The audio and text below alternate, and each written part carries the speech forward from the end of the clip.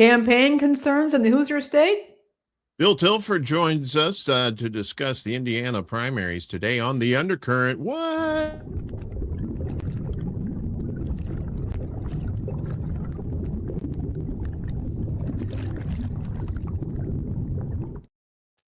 Hello. How you doing, Uncle Warren? I'm gonna make sure we don't have our have the clownfish school thing like we had last time. That was great. Talking about a dead guy with clownfish school underneath it. Not a good look. Just saying. Just saying. Good morning, everybody. It's May 13th here. It's 51 degrees here in Chicago. Nice, lovely day. We had a lovely day yesterday too. So, but this weather, I mean, end of May, is that normal to have like 40s, 50s like that in Chicago? Probably, right? It really does depend. I mean, Chicago's one of those places where it changes by the hour. Yeah. I just don't remember last year or the year before it still staying chilly like that. I mean, don't get me wrong. I used to hate winter, but now it's like I could, the fact that you can put on more layers and get warm. Whereas in the hot summertime that, you start taking off layers, that's when the police show up. That's and Daddy don't have bail money. Bad dog, Uncle Warren. It's that's some bad news there. And I don't have bail money.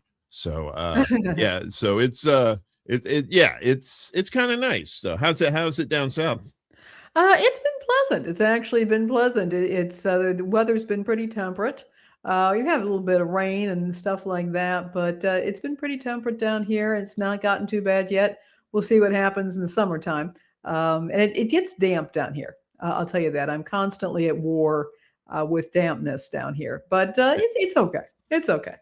Yeah, there ain't nothing mid about that humidity down there. It is like all or nothing. Yeah. Yes. Yes. Is Don on the phone, Chuck? That's what I want. Where are those pictures I'm supposed to see? That's an inside joke. So have you ever heard the Casey Kasem cursing audio? Yeah, I have. Do you remember listening to that every Sunday? What, him cursing? No, the show. You know what I'm talking about. The countdown. Yeah, I used to play it on weekends when I was down right before he stopped, actually. Yeah. And then it turned into I guess I can't remember who else took over for him, but I didn't really care after that. But any radio person worth their headphones knows about the Casey Kasem rant and the cursing and delicious. All right. Well, we got a lot of stuff to get to because we've got Bill coming up here pretty soon, but let's get to the Riptide. Well, let's say hi to everybody. We got Chuck and CBC voter in the house. Good to see you. And I just want to tell people that we also have added to our mutual aid list. We have Yoninah, our friend of the show. She's trying to get to Chicago with her disabled cat, and it's kind of a struggle. She's in a pinch, so she's trying to raise money with her GoFundMe. The links for that are down below in the description. If you could help her out or at least share out the links, we sure do appreciate that. So Yoninah's a sweetheart. She also is very supportive of a lot of people, creators in this space, independent media. She participates, she supports, she boosts. She encourages, and if you can find some few bucks to send her right now, she has a place to stay. She has to get out of her home. She has a place to stay in Chicago, but unfortunately, the person she has to stay with is allergic to cats, so she needs to find a pet hotel or some arrangement for her cat while she finds a permanent place to live. And frankly, having gone through this last year, any kind of a long distance move is so incredibly expensive. It just is. So anything we can do to help her out, we would really appreciate it. Thank you so much. Yes, please. Thank you. Please and thank you in advance. So let's get to the headlines today. Well, we can get this button there going. So the Consumer Financial Protection Bureau is restructuring. Their restructuring accelerates lease termination and litigation attorney hiring amid proposed Deep staff cuts, because of course, things that help people got to cut that staff. Recent reporting from the ABA Banking Journal and the American Banker describes a rapidly evolving restructuring of the CFPB under the Trump administration, with significant implications for the agency's future role and for regulated entities, according to documents obtained by Reuters through a Freedom of Information Act request. That would be FOIA to you and me, of the comptroller of the currency, the OCC. Yeah, you know me. Terminated the CFPB's lease for its Washington, D.C. headquarters back in February, approximately 6 years early, and transferred the property to the General Services Administration at no cost. This move aligns with public statements by Trump and Office of Management and Budget Director, acting CFPB Director Russell Vought. Funny, Vought Industries from The Boys comes to mind when I hear that name. So, which is kind of appropriate for the Trump administration. Both of whom have expressed a desire to substantially shrink or even close the Bureau, which was created by Congress in 2010 under the Dodd-Frank Act after the 2008 financial crisis.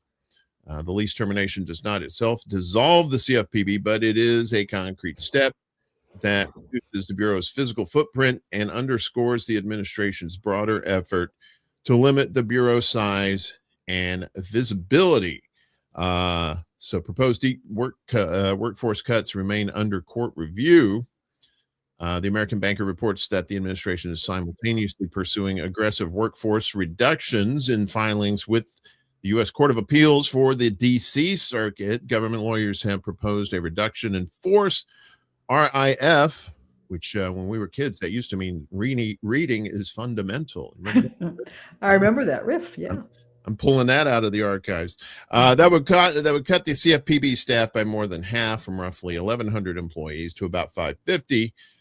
When Trump's second term began, the Bureau reportedly had more than 1,750 employees. The National Treasury Employees Union has challenged the RIF plan, and a court-ordered stay currently prevents the CFPB from implementing large-scale terminations. The administration has withdrawn an earlier proposal that could have eliminated up to 90% of staff. It is now seeking approval for a narrower cut. There's more here too, but we're kind of pressed for time, so I want to just get to the nuts and bolts of that. You can read the whole version of these stories on our Substack, and the link is down below on the crawl there. If you can see it there, it's crawling. It's crawling like me after a Saturday night. I'm just saying, sometimes I can't stay upright. But the CFPB, so it had more funding under Biden, but did it have more teeth? Yes, it did. Yes, it absolutely did. And that was something that I was tracking back when I was doing Civically Minded over at Hard Lens.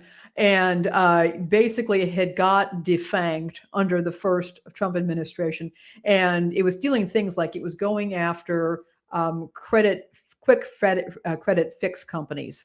And as I said, that's not just low-hanging fruit. That's the fruit that's fallen off the trees and that the animals are eating and getting drunk off of because they've fermented.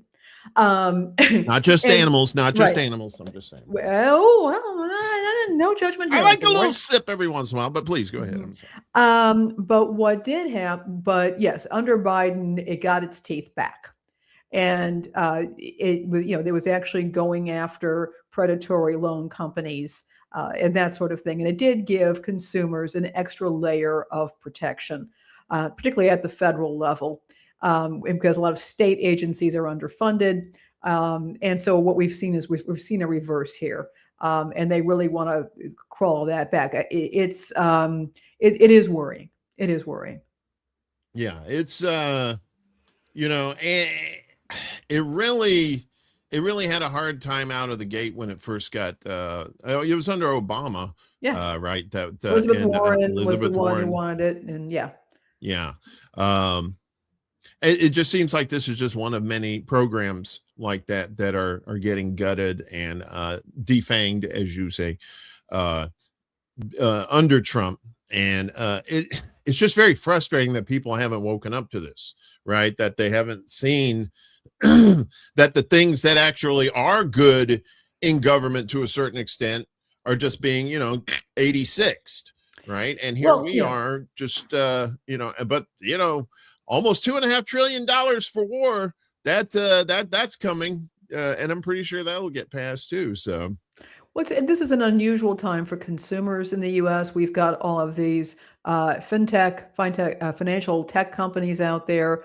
We've got all kinds of AI services. Things can get tapped into people's bank accounts, subscription services. People don't own things anymore.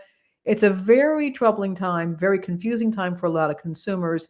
Having a regulatory agency that's staying on top of that would be important right now. But I guess that's not a priority. I guess not. Bum, bum, bum, bum, bum. That seems to be the priority. And this goes into talking about mom and pop shops too, as another thing that's withering on the vine, as it were. So I'm trying to stay alive. Jobs at mom and pop shops are disappearing. Shirley Maudlin started her manufacturing business 20 years ago in her garage with her husband. Now she fears the company won't survive. Her tiny company based in Powhatan, Virginia, faces major delays on components and price hikes of up to 400% that she blames on tariffs. We'll get to more of that coming up. She's struggling to pass those costs on to clients and has fallen 90 days behind on payments to vendors. Everything is delayed or high price. The customer is screaming.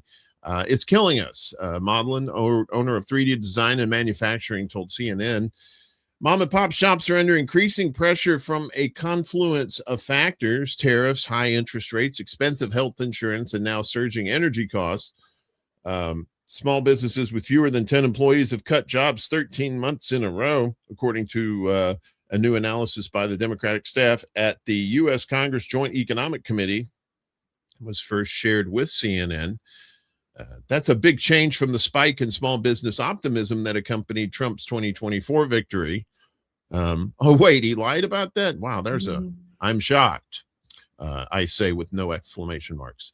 Maudlin already had to forego raises for her workers this year. Now she's being forced to contemplate what was once unthinkable, whether to sell the business or lay off any of her highly skilled machinists.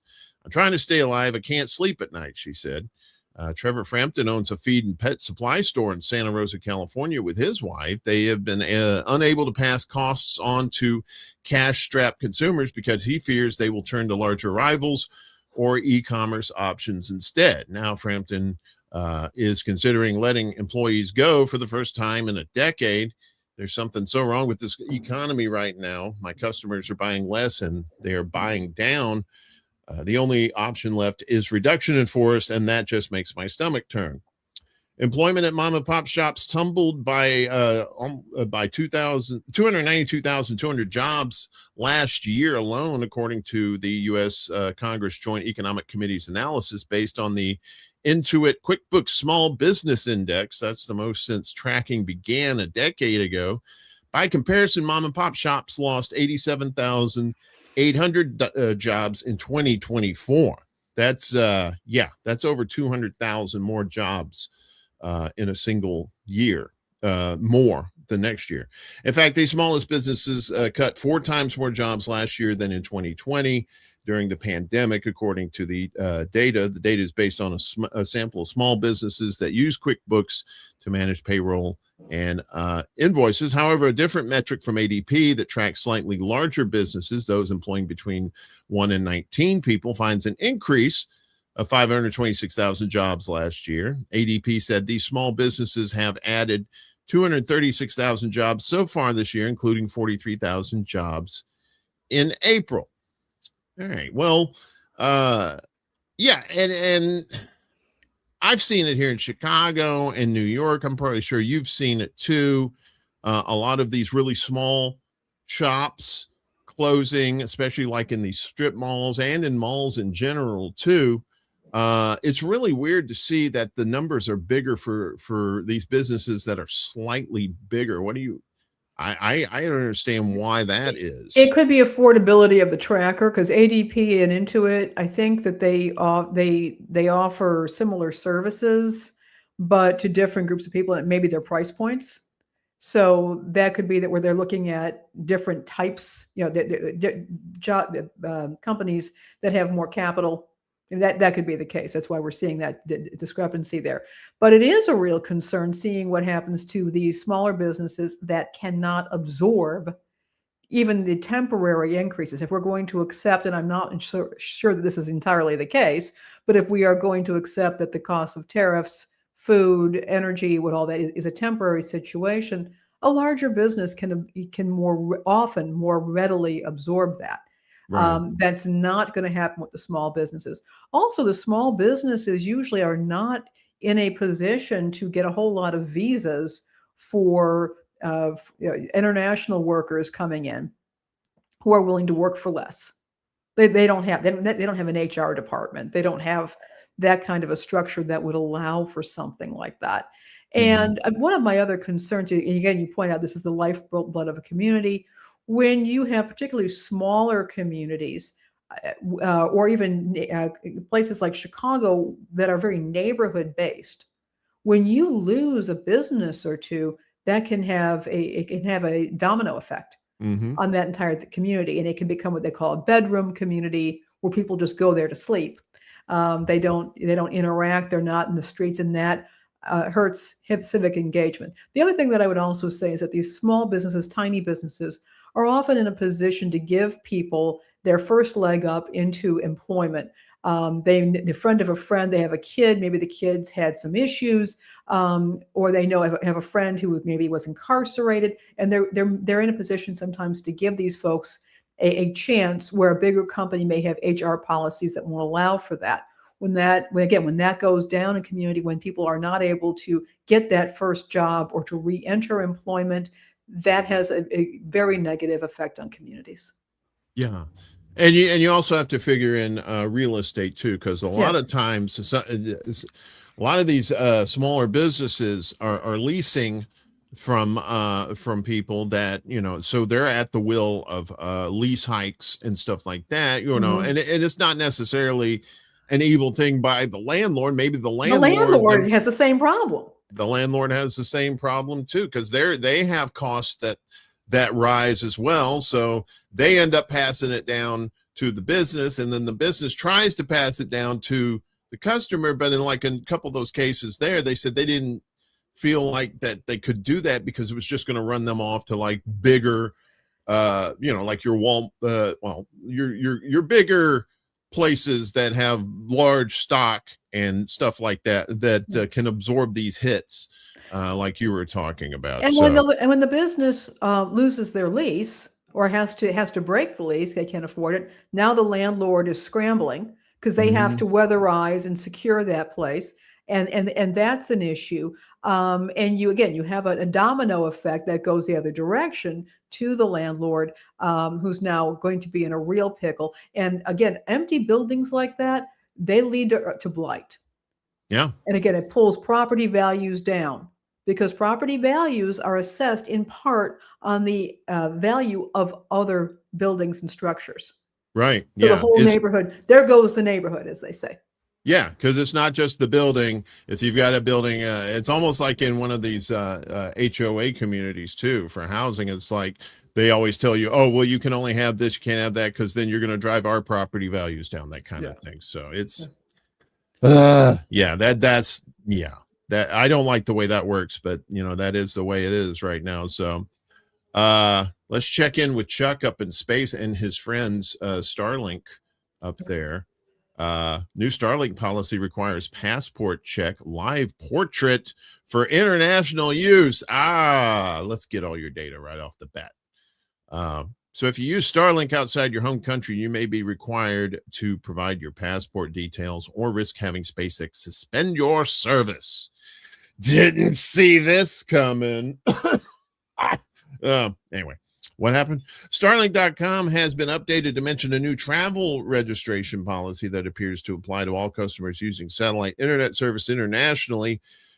Travel registration is required for all Starlink use outside of the country or territory where you initially registered your account, your registered home country or territory. The company wrote On the support page, which PC Mag noticed today, that would be PC Magazine. I guess they're PC Mag now. Ooh, fancy. It adds failure to complete registration for international travel will result in service being disabled when abroad. So it's not might, it's will. It will. They will cut it off. The support page includes instructions on how customers can complete the registration within their accounts. It requires the user to submit their full legal name, nationality, date of birth, passport number, a copy of their passport, and a live portrait. If your service is disabled due to incomplete travel registration, you can complete registration to reactivate, the company said. So there's all the stuff right there. A lot of information that they really need.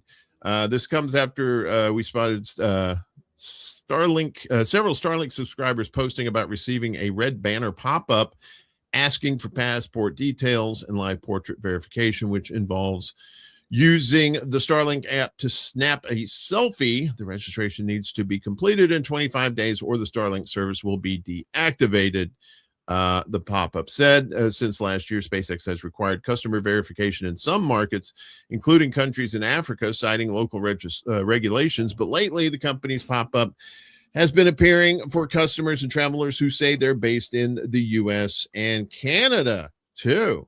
So still, one customer in a Starlink Australia Facebook group reports being confused by the pop-up since they've been with Starlink for over 4 years. Another user in Canada who reported receiving the pop-up says they've never traveled outside the country. Found out the reason I need to verify is because I have the Starlink Mini and can travel with it. So you don't necessarily have to be outside the country. It's having this portable device. The user wrote after contacting Starlink customer support. The Mini portable Starlink dish works with the Roam plan, which supports international travel. So this sounds a lot like Discord, or what Discord tried to do. You remember, like not too long ago, Discord tried to do this too. We were going to get your facial recognition and all this stuff in order to use Discord, and people were like, they used a lot of colorful language in response, if you know what I'm saying. So I'm pretty sure they're going to do the same thing here, but this may be a different beast. What do you think? Well, I found this story, I think it was last night. I was just on YouTube, just scrolling around some accounts, and I saw a video about this going on, that this has been affecting RV users, people who go around in their drive around their RVs. And a lot of people are just incredibly uncomfortable with this. Yeah. They're just incredibly uncomfortable. And I don't blame them.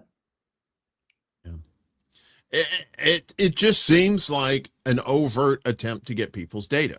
Yeah, to get their data and to get updated data. So if a person ages or they lose weight or they gain weight or they get facial hair, or they change their hairstyle, they get glasses, all these things, they've got all this data now so that it's a lot easier to identify people facially in other ways. Yeah, it's and the fact that the people in their own home countries, like for the person in the US, and like you said, the RV owners who are just like, wait a minute, why am I getting this? I'm not outside my home country. It just seems like an overt grab at data and not some sort of for your safety. And it's intimidation. It's saying, you got 25 days to comply or else or else. Yeah, or that's else intimidation. You don't get your Starlink, right? That's how they do it. It's like, oh, you want this? Oh, you got to give us. Yeah. So how bad do you want it? Is how that works. That's something we're gonna have to keep an eye on too. I'm curious to see how many people push back on this and actually if the Musk and Starlink actually do something about that. We'll see. We travel to the great state of California now, and guess what? We have a mayor there who's working for China. China. Was it? This sounds like a setup. This sounds like a TV show or something. I know. This is like what I mean. I'm looking at this like this cannot be real. Arcadia mayor resigns to plead guilty to working as an agent for China. The mayor of Arcadia, California, Eileen Wang, abruptly resigned Monday as federal prosecutors announced she had been charged with acting as a covert foreign agent for China. Wang has agreed to plead guilty to a single felony count that carries a statutory maximum sentence of 10 years in federal prison, according to the Department of Justice. Her plea agreement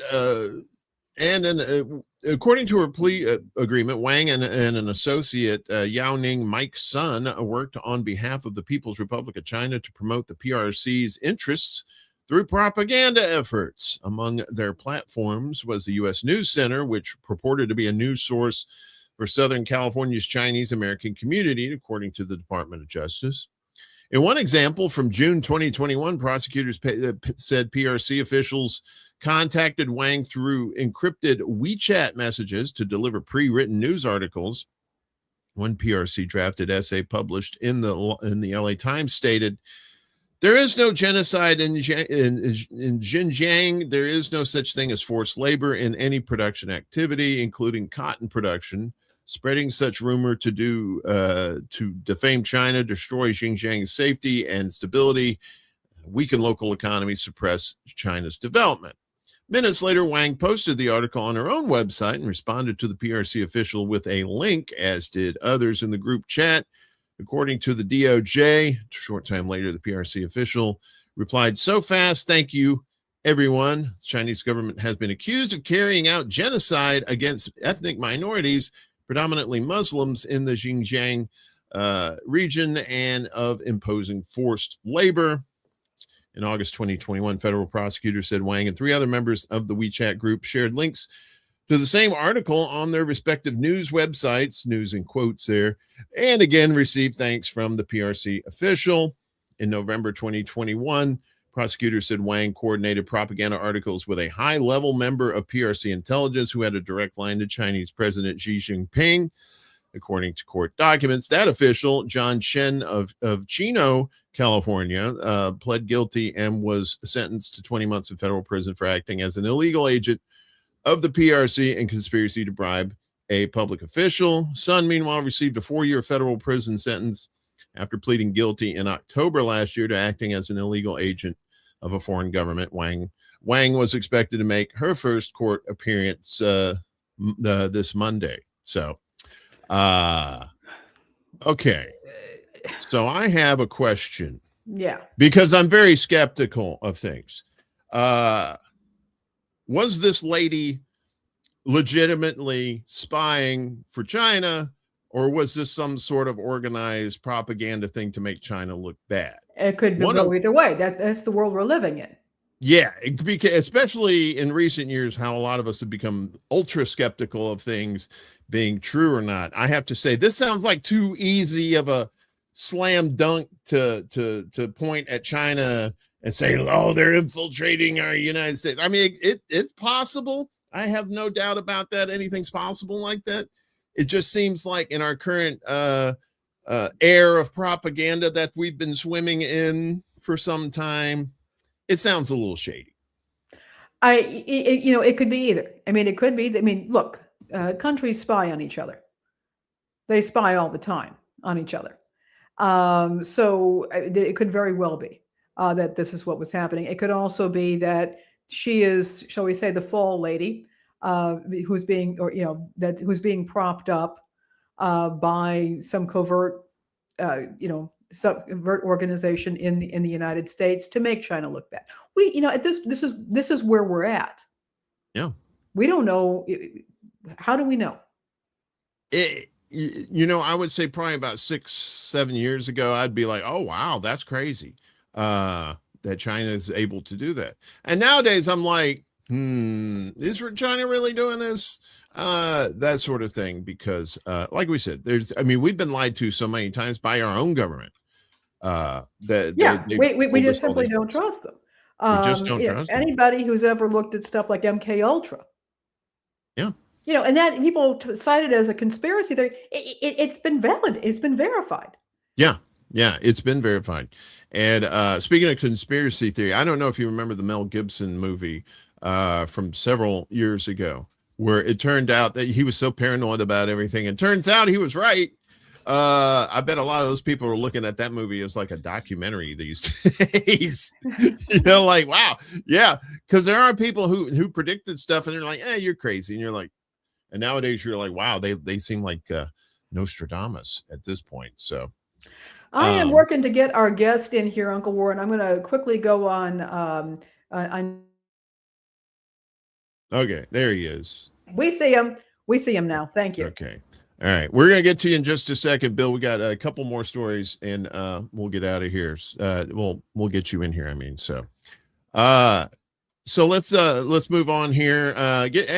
Bill, if you can hear us, give us a thumbs up. Okay. Can you hear us? Okay. Everything fine? You can hear us. Okay, great. That's That's a beautiful thumb you got there, sir. I don't mean to be weird like that, but I like thumbs. Anyway, speaking of thumbs, Trump's redistricting push fizzles in South Carolina Senate, but wins in Missouri's top court.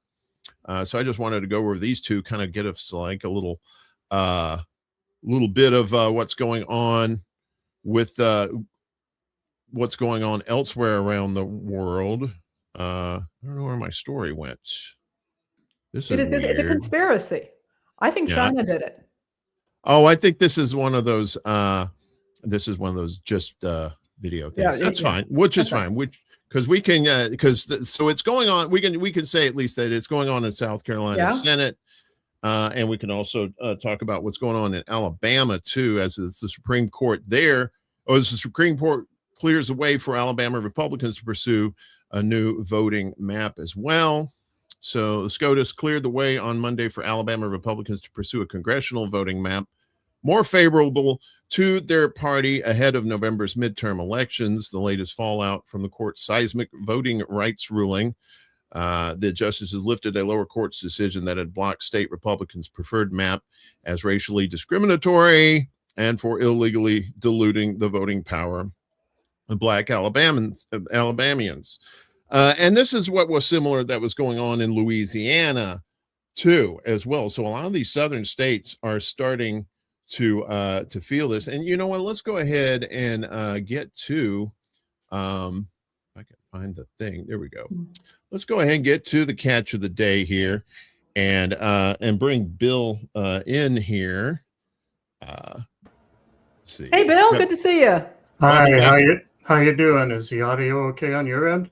Yeah, you sound great. You sound better than me, and usually it's because when I'm talking, nobody wants to listen. So, but which is fine. It's good to have you back, Bill. Greetings from the Hoosier Heartland. Before we get to the main course, if I may, please, I'd like to riff just a moment on two of your earlier items, because they speak to me in a very personal way. Beginning with Starlink.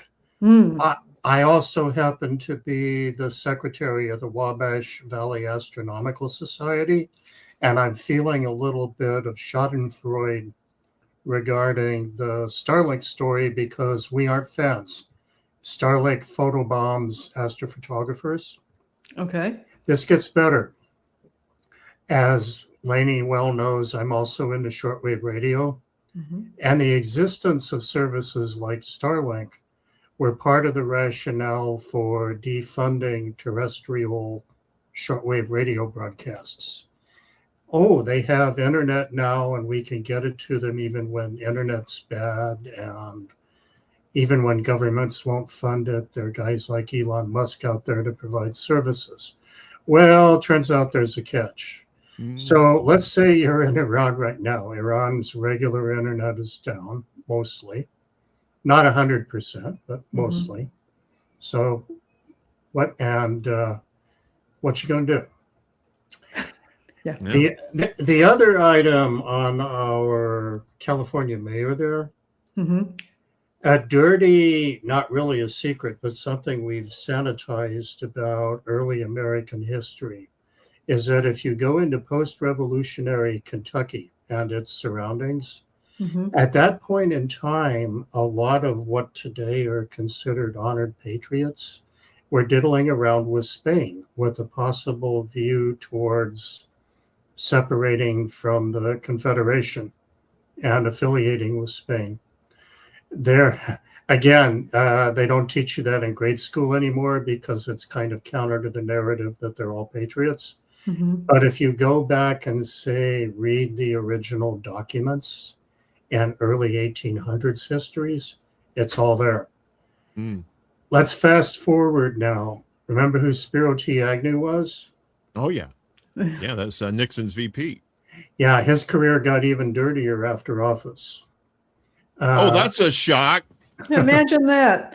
Yeah, boy, politicians get out of office, be more corrupt. Yeah. He was advocating for, I'm going to give you 3 guesses on which government. You'll never guess. Did it involve pandas? No. Did it involve I got nothing. Did it involve wearing funny little round hats on your head? Not quite. Okay. Are we close? Who is Muammar Gaddafi? So Libya's He was working as an unregistered agent for Libya. But we kind of swept that under the rug too, because Republicans don't do that stuff, being good patriots and all. And and the rest of us are nattering nabobs. Right. Anyway, on to the Hoosier heartland now.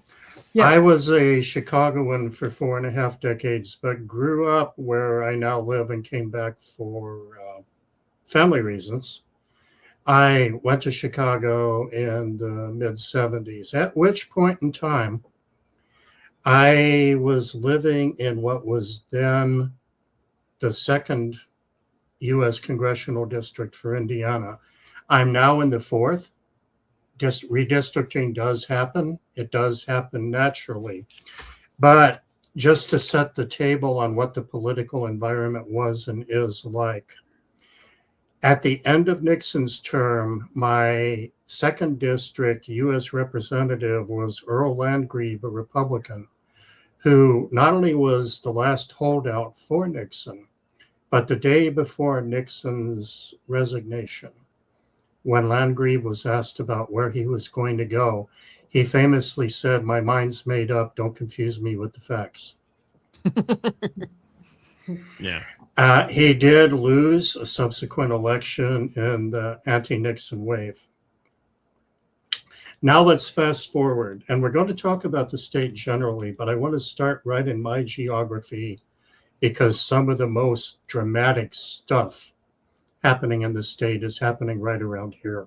Okay. I currently live in the 4th district, as you saw from your map, at the U.S. level. At the state level, which is where the redistricting fight got ugly in the state legislature, I am in State Senate District 22, which is held by Ron Alting, a Republican. But at the same time, I am in State House District 27, which has been held by a Democrat, my 3rd grade teacher, in fact, Sheila Clinker, since 1982. Why is it possible to do that at the same time? Well, the House District takes in mainly Lafayette, Indiana, and the immediate surroundings. The State Senate District goes out to Delphi and other rural areas. And there's a very significant urban versus rural divide. Lafayette itself has a Democratic mayor. If you go out into the small towns, it's red country. Alting, interestingly enough, our state senator, supported redistricting. And of course, is experiencing a lot of blowback now by people like yours truly. He nevertheless won his primary, so he'll be up against a Democrat. The really dramatic story is right across the river in State Senate District 23, where Deary and Copenhaver in the Republican primary are literally, as I speak, within 3 votes right now. And there's still 2 votes to be counted on Friday. Even if Copenhaver was the Trump-endorsed candidate because Deary, also a Republican, voted against redistricting.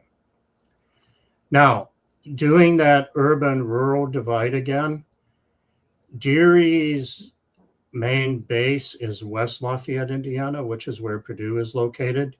But the rest of his district goes out into Fountain County in a rural area, which is kind of mega country yet.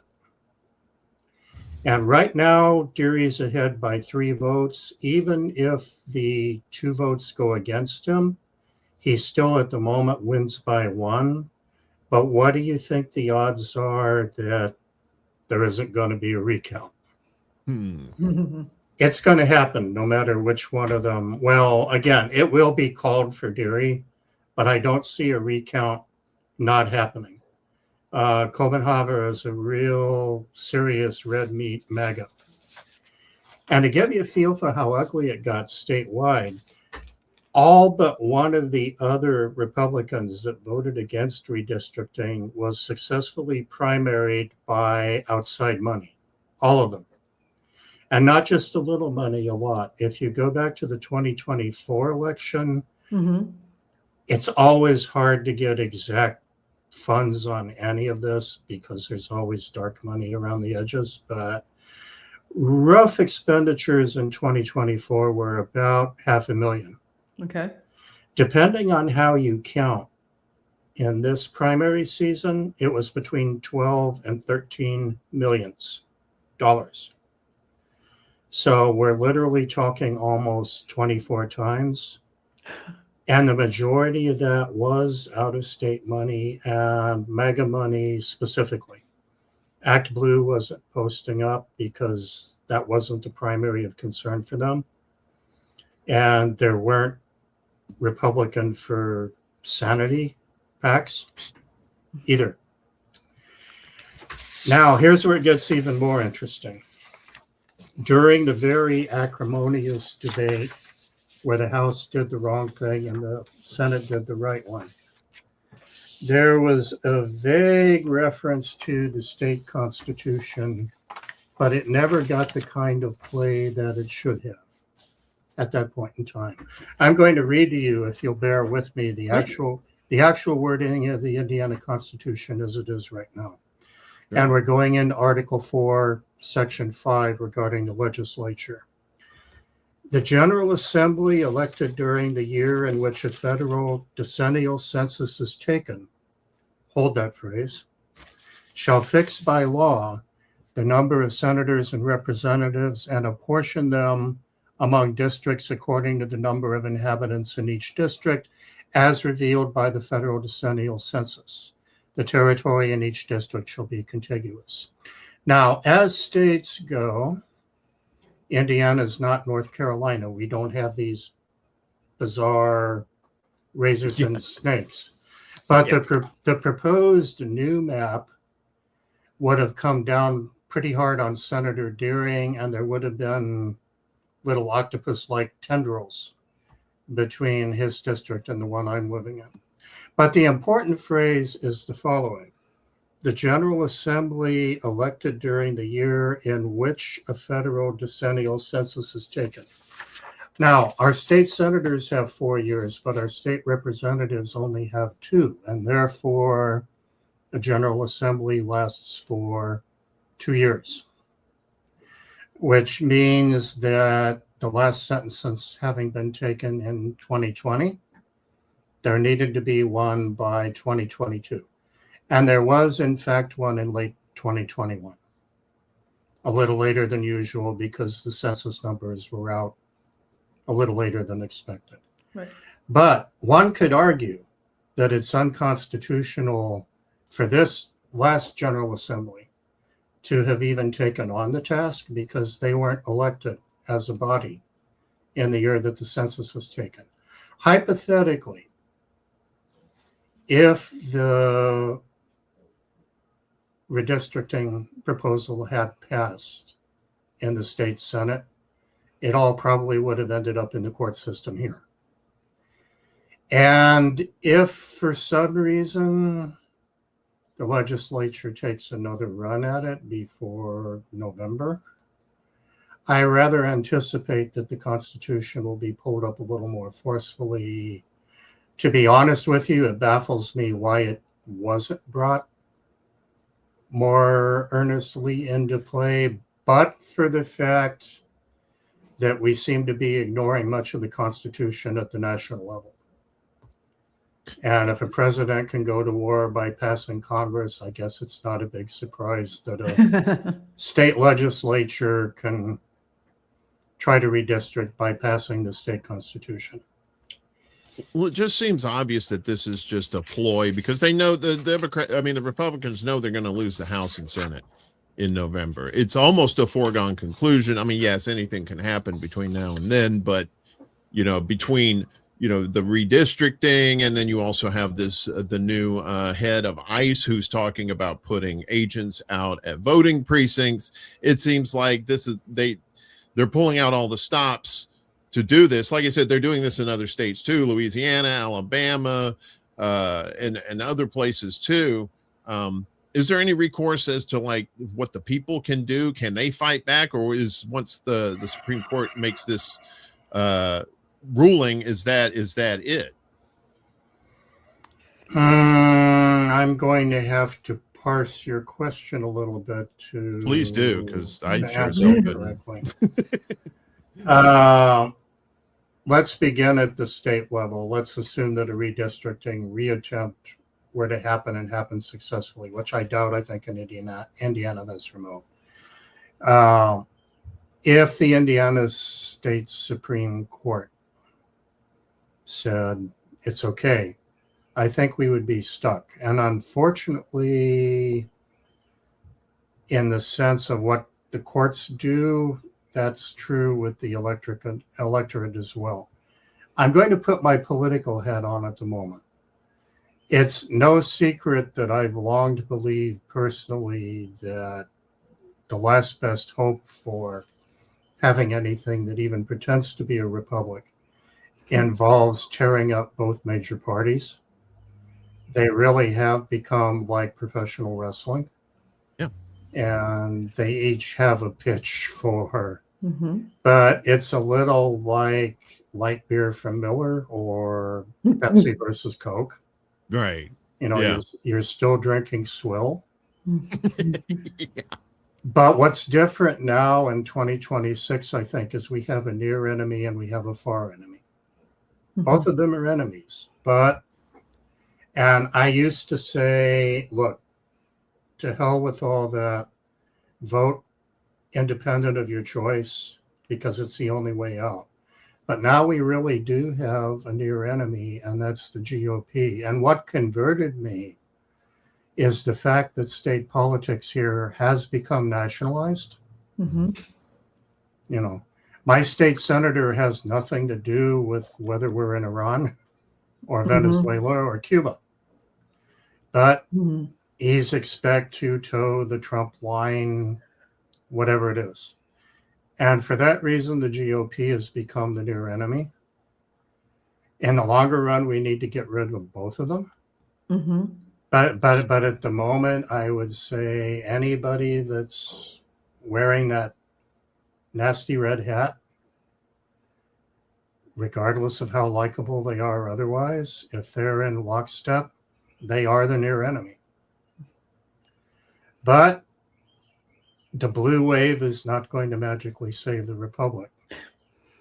If and when they predominate for a while, we'll have to go after them next. Yes.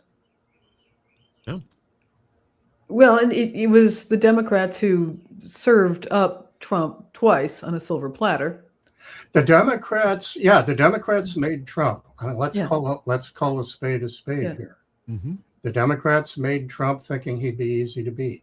Well, yeah, and that did not happen. And it's another example of Americans being unable to learn from history. In Germany, a lot of industrialists served up Hitler thinking he'd be easy to manipulate. Wow, the parallels are kind of a little scary. Parallels are a little disturbing, yeah. Now, yeah, a little bit. Trump has a lot of work to do before he turns up in Hitler's league. And in some respects, he's not very good at being bad, which I guess is a saving grace. But he's bad enough. He's bad enough. Yeah, Uncle Warren, you asked the question I was going to say. Ask, okay, we have this situation. What can possibly be done? Yeah. Is there anybody in the GOP? I mean, and I know there's some people who've tried standing up, but has the dissenters within the GOP? I have not seen them be terribly effective. At a local level, if I lived across the river, if I lived in Deary's district, I would actively work for him and vote for him, just to keep a dissenting voice in the GOP. But I'm in Altings. Altings supported redistricting. So honestly, I would vote for a toaster oven before I would vote for him. And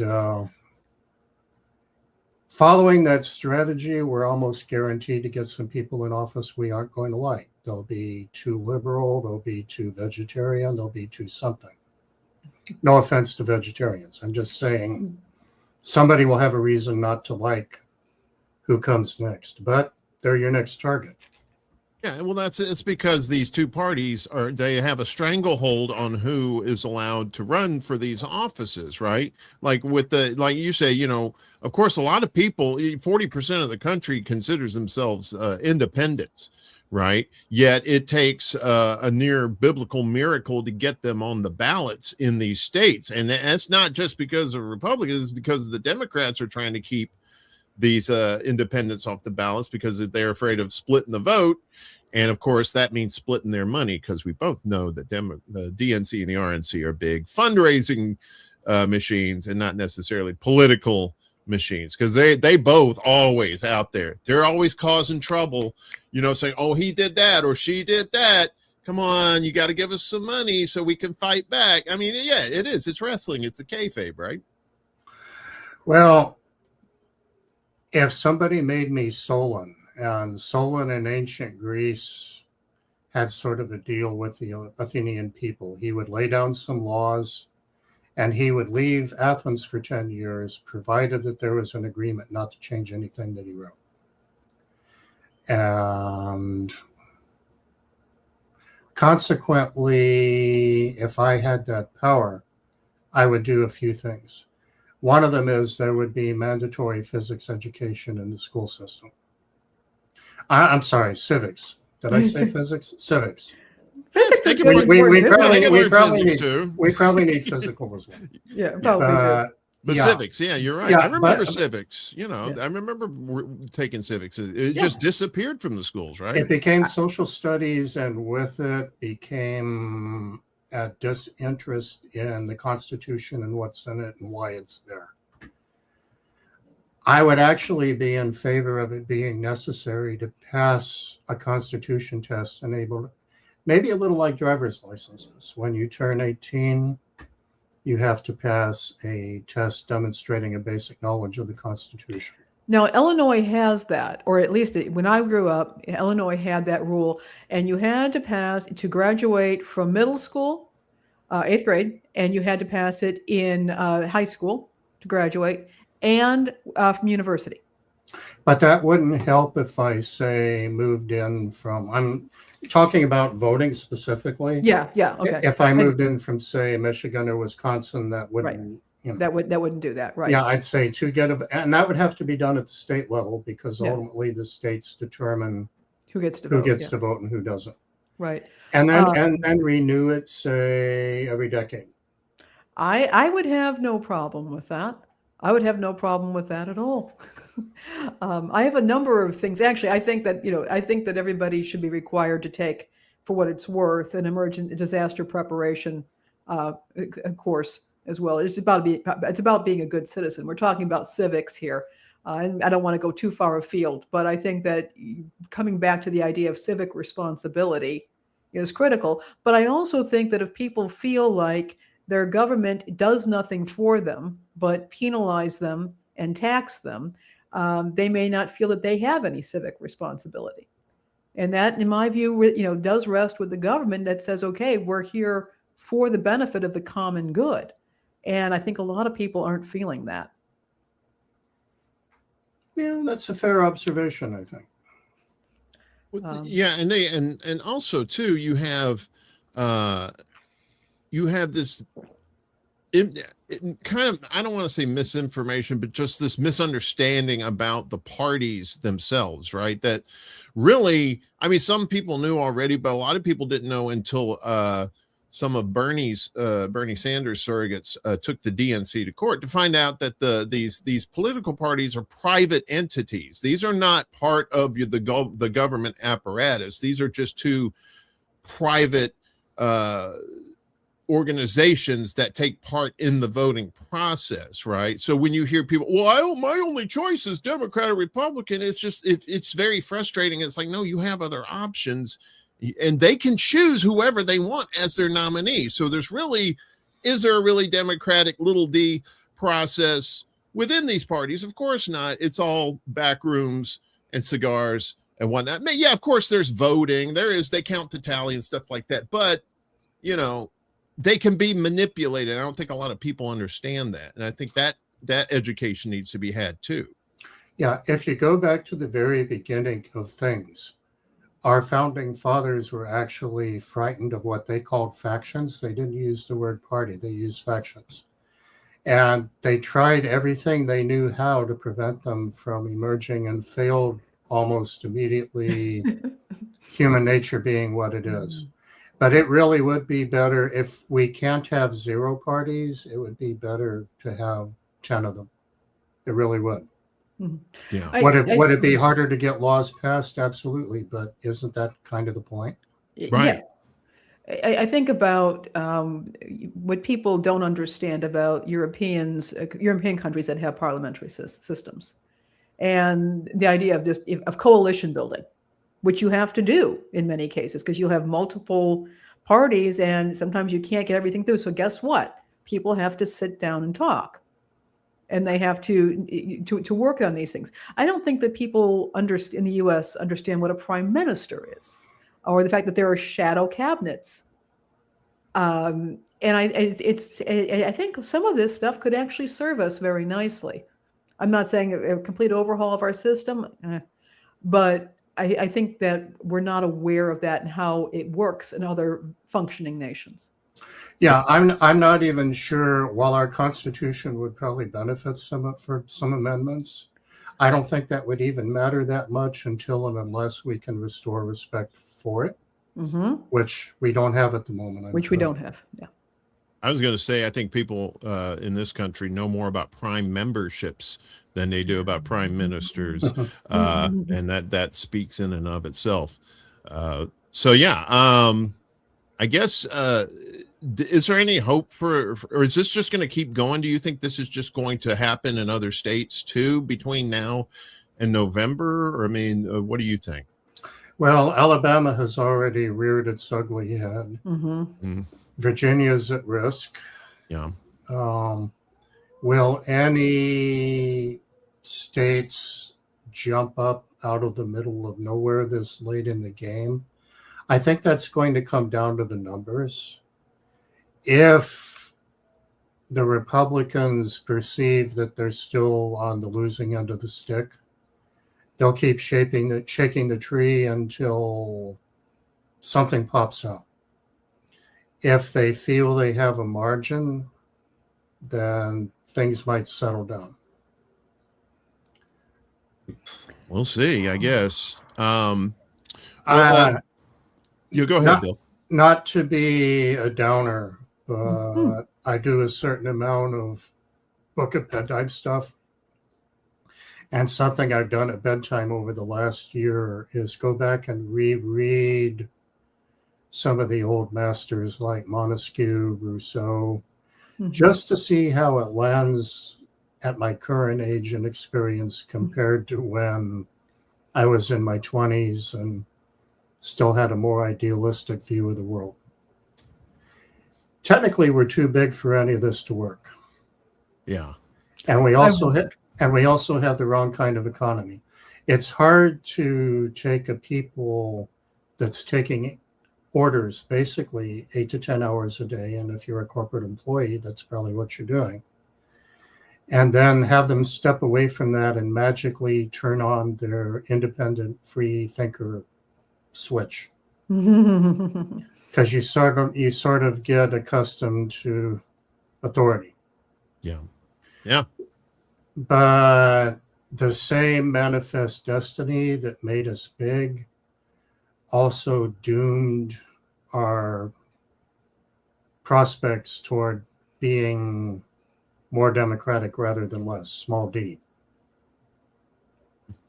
So am I optimistic? No, I think there are things we can do to mitigate. Our best days may be behind us on that score.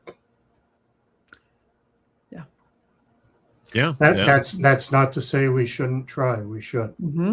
Because if we don't try, things could get considerably worse. Yeah, we definitely have to keep holding the door to keep away the barbarians at the gates, I guess. Even though some of them's already gotten in, but one last thought, and then I'll let you go. I know you've got a show to go there, but I went to see the new 1984 over the last weekend, and I was appalled at the new improved ending. Oh boy. George Orwell would have chuckled, written an essay. They didn't. Well, at the new ending, the animals rise up after all and get rid of the bad animals, and then they tell a story about once upon a time. Orwell left it dark for a reason. And I don't doubt that the filmmakers would say they had good intentions, they wanted to leave hope, blah, blah, blah. But in a way, this proves Orwell's point. Even history's not sacred. Are you talking about 1984 or I'm sorry, Animal Farm. Did I say 1984? Yeah. Animal Farm.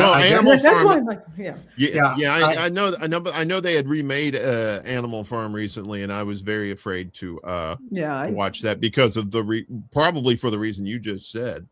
I would not have a young person view that without also making sure they consume the book, even if you had to read it to them out loud. And as Lainey knows from experience, you get things from reading it out loud that just fly right by you if you're merely gazing at it. I would say that Uncle Bill here and I worked on a shortwave project, Orwellian Airwaves, and I did some reading out loud of Orwell. And I have to say it was one of the most powerful experiences that I've had. Very disturbing, very disconcerting. And it's funny, it was this morning I was looking at possibly repurposing, or not necessarily repurposing, but kind of revisiting Orwellian themes in probably a side project here for the Undercurrent. So thank you again, Uncle Bill, for bringing that up, because that was quite an experience. If you'll recall, just what an amazing time that was, and to see what was there, it is concerning. That, I guess, would be, I lied. I have one more. Since you asked me for recommendations, I have one more. If you haven't read these, read the following. 1984, obviously. Animal Farm, obviously.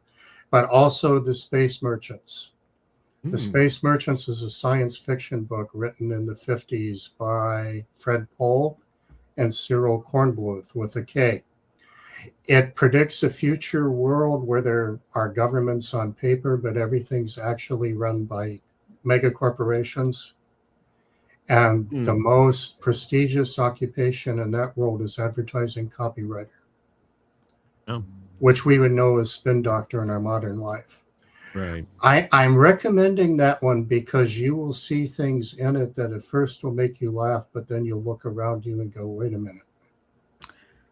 Yeah, I feel the same way about Judge Dredd. It's the same thing. It's like corporate future, and the police are basically judge, jury, and executioner. And well, kind of seeing a little bit of that today too, as well. So it's funny how Judge Dredd is great, but Space Merchants is like Judge Dredd on steroids. Oh boy! In fact, instead of commies, there are consies, conservationists, and they are the dangerous radicals. What was the name of that book again? One more time. The Space Merchants. That's The Space Merchants the for Space you there, Merchants, Kate. yeah. Never been made into a movie, although Idiocracy steals pieces of it. Oh, Idiocracy. Yeah, I know there's another documentary we could talk about too. Yeah, At some point. it steals pieces of it without due credit. Yeah, exactly. Yeah, I know, right? Well, which is the American way. We like to steal things without credit here too. So it is apropos. What can we say? Well, Bill, we appreciate it. I mean, you're welcome to stick around for the rest of the show, but if you got to go, that's cool too. Just let us know what you want to do.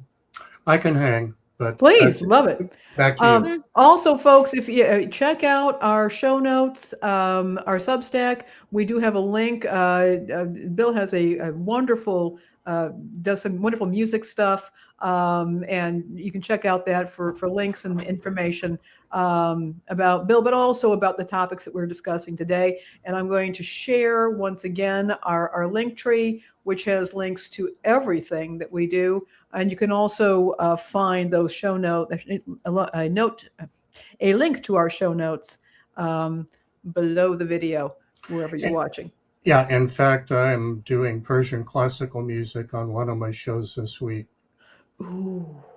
Nice. Uncle Bill, no, he knows music, world music. There's just so much delightful stuff that I've been exposed to. I remember I was listening to one of his Cuban music shows when I first met him, and I turned it on, and I am up and I am boogieing around my home office, just like, wow, this is delightful stuff.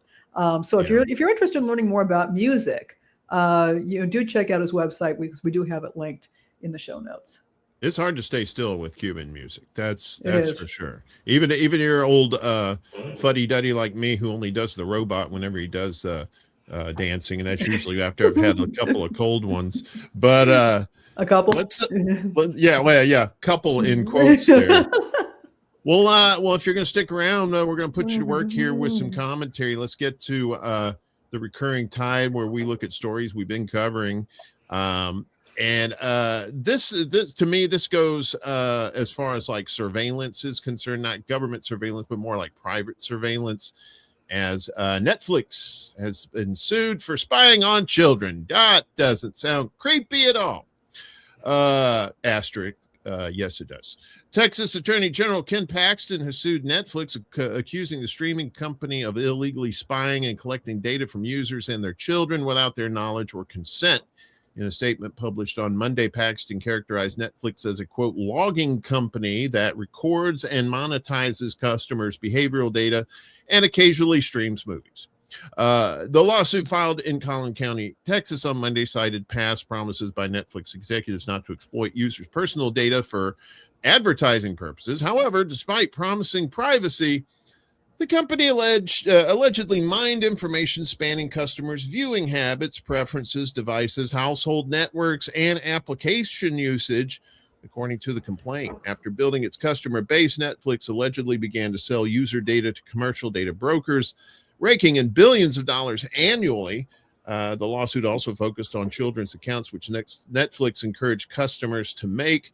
The complaint alleged that the company kept users addicted using features such as autoplay and other, quote, dark patterns, design features that push users into actions they may not have intended, such as staying on a platform longer than intended or agreeing to things they do not understand. The streaming giant has denied the allegations. The suit is based on inaccurate and distorted information, it told CBS News.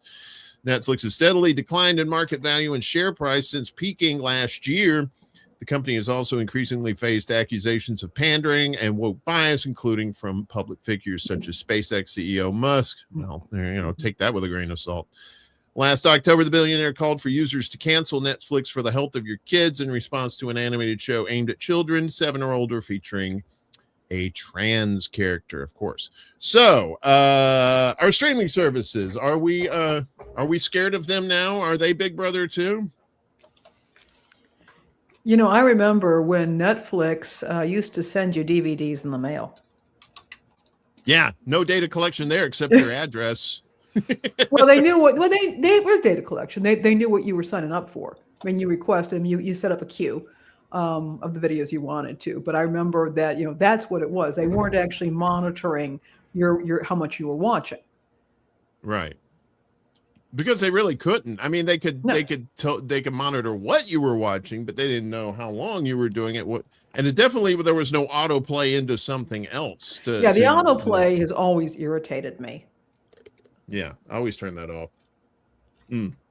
But yeah, it's when you and then when you start involving kids in it, though, that's when it gets like super bad too. And what were you gonna say, Bill?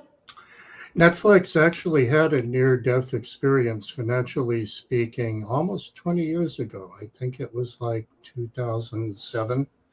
And this, of course, was before streaming was a thing. Mm-hmm. But the takeaway here is that even if it's nuked, it might still come back zombie-like. Mm-hmm. Yeah. I'm pretty sure they're not the only ones doing it too. There's other streaming services out there besides Netflix. We just haven't heard whether they're actually, collecting this data or not. We can only assume. And in this environment, the assumption probably wouldn't be off base that far anyway, right?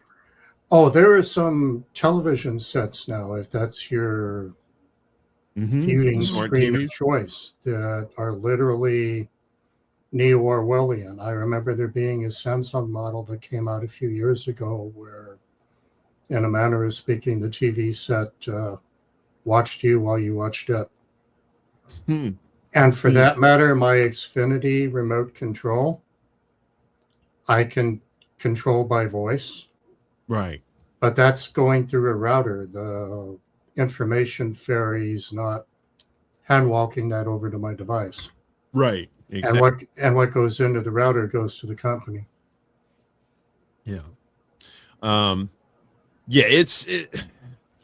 We want to protect kids, but we want to protect everybody else at the same time too, it seems like. And we could parlay this like streaming stuff into what's happening out on the streets now too here, with violence from police, ICE, the immigration officers.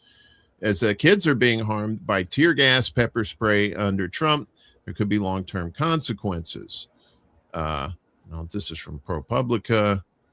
So children were walking to school in Broadville, Illinois, or leaving a shopping center in Columbus, Ohio. They were at home in Minneapolis, sitting in a stroller in Chicago, or at an afternoon protest in Portland, alongside dogs on leashes and older people pushing walkers. They were mostly going about their days when federal immigration agents shot tear gas or fired pepper spray near their homes and schools and into their family cars. The chemicals blew through the air, sometimes for blocks. They seeped into bedrooms, forcing an asthmatic teen to gasp for air. They stuck to the skin of a young girl who cried, "It burns." They caused an infant to stop breathing. ProPublica identified 79 children across the country who have been harmed by tear gas or pepper spray as immigration officers dramatically stepped up their use during Trump's immigration crackdown. Department of Homeland Security has repeatedly defended its use of the chemicals, asserting its agents aren't to blame. Really, they're just magically dispersing themselves. The fault, a spokesperson said, lies with agitators, which are probably more like agent provocateurs, in the crowds, and parents who put their children in harm's way. But videos reveal the way agents use these weapons. One captures them releasing tear gas into a crowd with at least 7 kids just before someone yells, "There's children here." Another shows them hurling tear gas canisters at protesters without apparent provocation. Then, with the streets already flooded with white smoke, a CBP, Customs and Border Patrol agent, wears a body camera, shoots pepper balls before muttering "fuck yeah" and shouting "woo." A third shows what happened after an officer fired pepper spray through the driver's side window of a family's car, hitting a 1-year-old girl in the back seat. A bystander filmed in her tears, and her family later said she was struggling to breathe. The DHS spokesperson called the incident a disgusting pepper spray hoax, but a local pastor who was at the scene rebuked the claim, testifying at an Illinois State Accountability Commission that there's literally video evidence. And of course, there's video evidence. We've seen video evidence of what happened in Minnesota to the 2 people who got murdered there. I'll say murdered because it was. And we forget that a lot of times kids are in these neighborhoods that have nothing to do with stuff like this, but they're getting hurt too. What are we doing to protect these kids? It seems like absolutely nothing.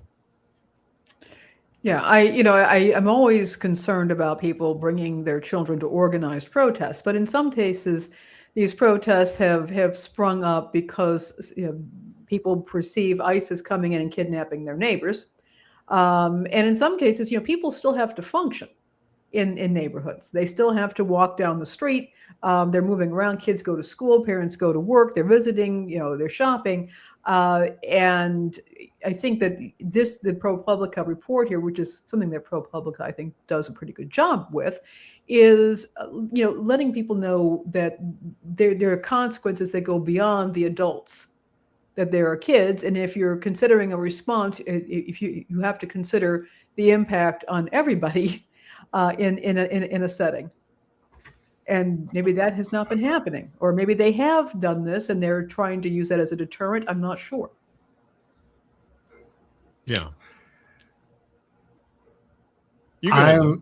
I'm going to suggest that there's a collateral damage is not our fault mindset in the federal government generally, not just for what's happening here, but with the girls' school in Tehran, and with what were probably fishing boats in the Gulf and here as well. Not our fault that the kids are there. And how one deals with that absence of a sense of responsibility is a good question. And it goes back to, in part, I think, to the question about civics. If people perceive that the government does not care about them and regards any damage to children, the vulnerable, people who have not been convicted of any crime as collateral damage, why should they feel a civic responsibility? You aren't wrong, but I'm going to circle back, if I may, to where I live and part of the mindset. If we go out into MAGA country here, there's a perception that supporting the country equals supporting the government. And it's on a visceral, emotional, almost unconscious level. And reason may be futile. Yeah. In those cases. Well, look at Gaza. Look at Gaza. The children there. They see their parents and families killed. And don't you think that those kids aren't going to grow up to try to avenge their families, right? And so you look here in the United States, these kids see the same thing, especially people that don't look like us and their children, and are extra worried that, people who are not white have to give their kids extra speeches about how to deal with society because of the way the government works and the way the society works now, so it's like, not only are you traumatizing these children at a young age, which is in and of itself is probably the worst thing you could probably do. That kid, if that kid survives, that kid's going to grow up to fight you. They're going to fight what caused that damage to them, that damage that was caused to their family too. And I don't think people like, the Trump administration or any administration that uses hardline tactics like that understand that until it actually happens, So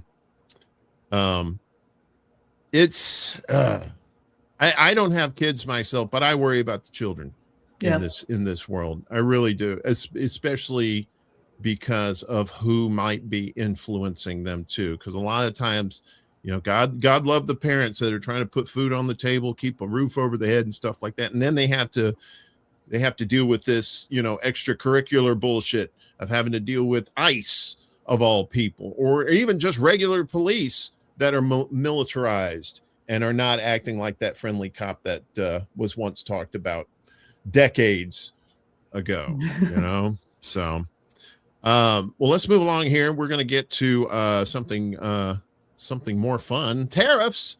Who loves tariffs? More, please. No more.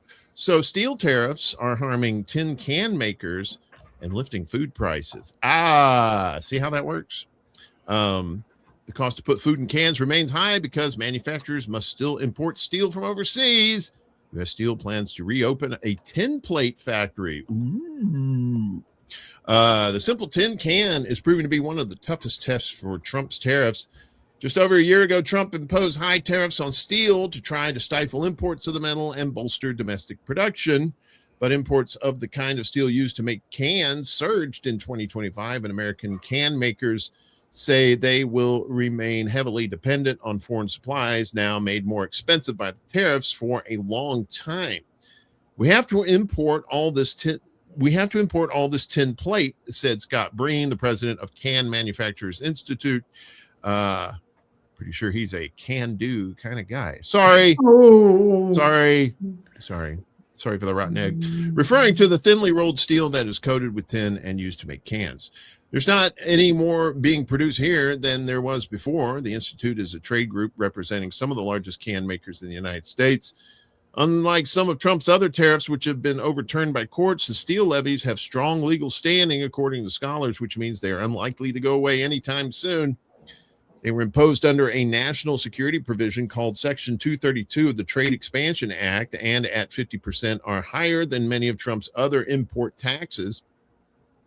A can makes up about a third of the wholesale price of canned fruits and vegetables. And as Trump's tariffs pushed up the cost of tin plate, canned food prices have risen and burdening households that rely on such staples as corn and beans. In March, canned fruits and vegetables cost 5.7% more than they did a year earlier, compared with a 2% increase for all food consumed at home, according to government data. Over 80% of the tin plate used in the United States last year was imported, according to Harbor Intelligence, a metals markets analyst firm. The tin plate is produced in much lower volumes than the steel used to make cars and buildings, making it a less attractive business for large steel companies. So yet another another dagger in the side for consumers. So are we going to get away from tin cans and move on to something else, or is this going to be fought? What do you guys think? Well, I think, first of all, I think it's important to keep in mind that canned goods in particular really do serve the most needy among us. I mean, I have canned goods in my home as well, because as much as I don't mind making dried beans and soaking them and all that periodically, I don't have time for that, and I will buy canned beans, and I love them. But when you have people who need to get shelf-stable food, they may need to stock up because the prices are low. They need to be able to cook things quickly. If you've got a couple people, the adults in the household are all working, they may not have time to soak or prepare fresh vegetables, and they can oftentimes get good quality food in cans, which are shelf stable, regardless of whether the electricity is on or not. They have food, and they're going to bear a much higher burden here. Those folks are dealing with a much higher burden because they're going to have to pay more out of what little money they have for the one kind of food that is shelf stable and accessible and is easy to heat up and cook. Yeah. Here we are. Pissing off the preppers too. Well, there's a prepper. Yeah, absolutely. And when we talk about preppers, we're not just talking about folks who are looking, are concerned about the end of the world coming, or, the Ruskies are going to slay us all with nukes. We're also talking about folks who live in areas where there are wildfires, or rolling brownouts, or hurricanes, or earthquakes, or where they have tornadoes, people living in rural areas where it can be hard to get help. And yes, by default, they do stock up, simply because when something goes wrong, it takes longer for them to get help. Yeah. And this is probably a bigger indication on the steel industry too. Even though this is like a lesser part of the steel industry, like they was talking about in the article, it's more towards cars and stuff like that. But, Bill, do you think this is going to be a big issue as this progresses? It's hard for me to look at tin cans in isolation, but Yeah, that'll be one of many emerging problems. Another one is that guess who has most of the world's rare earths? Let me guess. It rhymes with Dinah. It's big. It's big. It has a lot of people, and it rhymes with Dinah. Pooh Bear. Pooh Bear lives there too, right? In the yeah, and in the very short run, our current POTUS, having used up about half of our arsenal in his latest adventure, used up a lot of stuff that needs rare metals. Mm-hmm. And the same country that he's trying to get to pressure Iran is the one that has the rare metals we need to buy to rearm. But not just for armaments, your phones, all your electronic devices, that's all. And we get back to no respect for the Constitution again. The Congress basically has tariff authority, trade authority, treaty authority, and it carved out an enabling act to arguably let, and I say arguably because a more responsible Congress would have called any president on the carpet for how tariffs have been used the last couple of years. Getting back to tin cans specifically, though, choices are difficult. Let's say we went to freezing and plastic. If we do plastic, then we've got microplastics. So we're trading a short-term benefit for long-term problem. When I was young, when we used the word canning, it very seldom involved tin, except maybe for the lids. Yeah. The jars. Yeah. Ball jars. Yeah, and in fact, the original ball jars were made a couple hours drive east of here, over by Muncie, Indiana. Nice. Yeah, and that arguably might be part of a mitigation. But the short answer is, will things get worse? Yeah, you betcha. But circling back to our political problem, farmers have been taking it in the shorts because of the recent trade deals too. These same farmers here are voting MAGA, even though they're voting against their own economic interests. Yeah. It's sad. It's sad when you see that too. And these are smart people to make these farms work like that. You can't be stupid. So they're smart people. They're just, for some reason, they're ignoring what's going on. But if they there's a blind spot. It's like Landgreaves, don't confuse me with the facts. Exactly.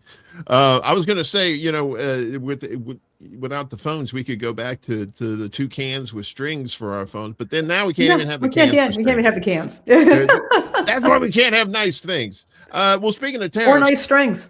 Yeah, or nice strings. Yeah, I'm pretty sure there's tariffs on string too. And tomatoes. Tomato prices up 22% on higher costs and tariffs. Yeah, so if you like tomatoes, yeah, you're screwed too.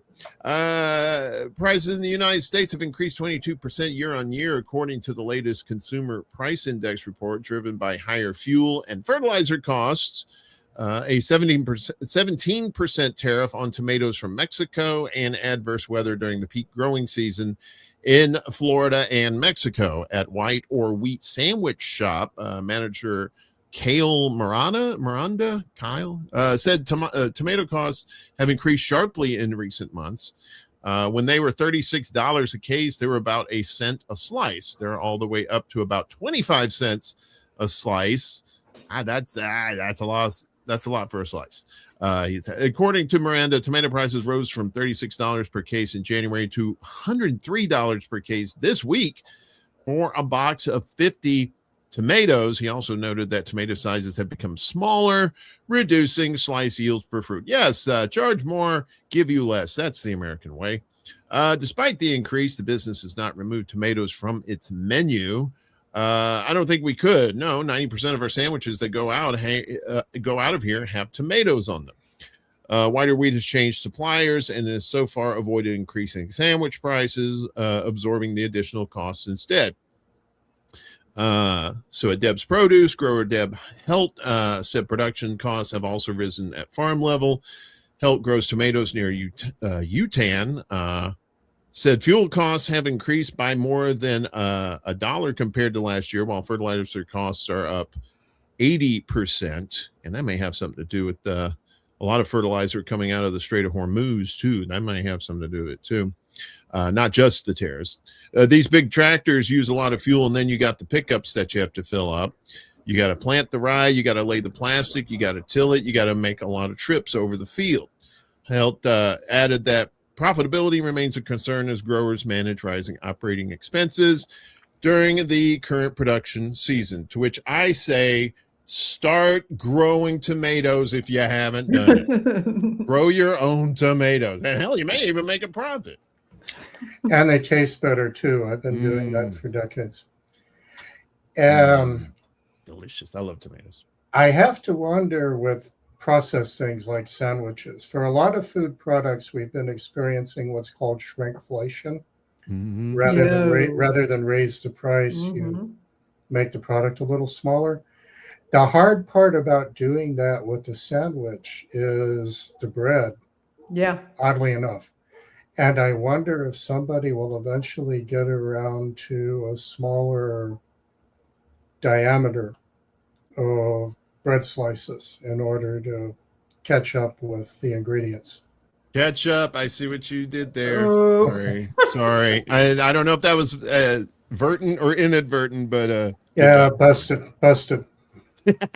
But you can only go so far with shrinking the ingredients before it gets a little visible. Yeah. And we were talking earlier about small businesses, mom and pop businesses that have been having to deal with all these extra costs. And here's a prime example. A lot of small businesses are in the hospitality industry. And and you think about, again, also going back to some of the things about food and we're going to talk a little about SNAP in a bit, but tomatoes are pretty ubiquitous. It's not just ketchup, but you have pasta sauces. And you have a staple. A lot of people who are trying to stretch their food are eating pasta. They buy pasta, and you put a sauce on it, and it just can make ordinary ingredients taste a lot better. And so tomatoes are a flavoring. They're used in salads. I have Bush's, for what it's worth, has this wonderful line called Sidekicks, and they have these chickpeas, and with what they call, I think it's Mediterranean seasoning, but it has tomatoes, and that's us. Tomatoes you don't really see them, but they're tasting. They have the umami that contributes to that. So now we have this absolute staple, which is also pretty good for you. Lycopene and all that stuff is now becoming less and less affordable. And it's something that just gives people a lot of pleasure. And we know when you have a sandwich, it's the veggies, it's the pickles, it's the condiments that can really make that sandwich shine. And when you make it harder for people to get the ingredients that are going to make that sandwich shine, they're less likely to buy it, and they're less likely to take pleasure. And if going back to 1984, that was kind of the result. It was that pleasure was constantly being muted by Big Brother and the government to demoralize the people. And maybe I'm taking this a little far afield, but I don't think it's that much. It's so easy to grow tomatoes too. I mean, you don't even have to have like a big plot or anything. You could get like one of those, big paint buckets things, right? Put dirt in there, put your plant. You can buy the plants yourselves from your local garden center, or you could get seeds if you're into that. But it's fairly easy to do, to grow tomatoes. And I think that's why people a lot of times grow tomatoes, because not just because they're so good in a lot of other different foods and in different forms, but a lot of times it's easier to grow. And like Bill pointed out, they're very tasty. They're homemade, because you know what that secret ingredient is? It's love. Delicious. But so if you can do it, grow your tomatoes. I mean, Bill, what do you think? Yeah, absolutely. And it's not just love. There's less stuff in homegrown. Nobody's trying to make the color just right. Right. So as far as like climate, I don't necessarily think that you have to have you can do it artificially. You can have like if you were in a cold climate, you could, as long as you have access to the sunlight, you can grow these plants indoors. Like I said, you could do them in these like individual things like that, whatever, however much space. Hell, only maybe one plant, you get like 3 or 4 tomatoes off of it or something like that. So it's easy to do, and it's better than paying these outrageous prices just for it. Yeah, and to the question about a relatively warm climate, only Chicagoans would consider Chicago a relatively warm climate. So it is in the summer. It's in the in August. In August, it can be, sure. Yeah, it kicks in the summer. But yeah, you're right. But like when I was a kid, we had a fruit and vegetable garden, fairly big, about half as big as a football field, right? So and we grew everything, including tomatoes and peppers and stuff like that. And boy, we were very, like, we always had too much. So of course we gave to family and friends and neighbors and stuff like that. And everybody was like, "Oh, y'all growing them tomatoes? Y'all growing them tomatoes? Y'all got anything?" They're always like requesting the tomatoes because they were so good and they're nice and big. But now like shrinkflation, you get like the little ones, but the price doesn't shrinkflate. That price kind of does the opposite. So, but let's get into, we were talking about SNAP just a second ago. Let's get into that as the USDA finalizes stricter SNAP inventory rule. So what's this about? So the USDA published a final rule in the Federal Register on Friday that raises the minimum stocking standards for SNAP authorized retailers. This rule, which takes effect this fall, requires SNAP authorized retailers to carry 7 varieties of items across 4 categories of staple foods: protein, grains, dairy, and fruits and vegetables, doubling previous requirements. The USDA said in an announcement that it has cracked down on non-compliance with current stocking standards, noting it has taken action against 3,200 retailers since the Trump administration took office. The USDA said that the rule emphasizes more whole foods, increases the perishable food requirements, and eliminates loopholes that for too long have allowed retailers to count certain snack foods toward their staple food requirements. The Trump administration said the rule will require retailers to offer a wider selection of healthier food options that SNAP consumers can buy. The rule demands more from retailers and delivers better options for the families who depend on this program. This administration is committed to working across government to improve nutrition, strengthen accountability, and drive better health outcomes nationwide, said U.S. Department of Health and Human Services Secretary Robert F. Kennedy Jr. USDA said it plans to provide additional guidance to retailers in the coming weeks. All right, let's talk about this. So, my body, my choice, right? What I put into my body. If you're buying from a store, what's the difference between buying soda pop and milk if you're buying from the same place, right? And it's like, you want it for yourself. What's wrong with that? What I'm looking at, I'll just kind of back up a little here, Uncle Warren. This is, for me, this is less about the issue of individual choice on the part of the consumer.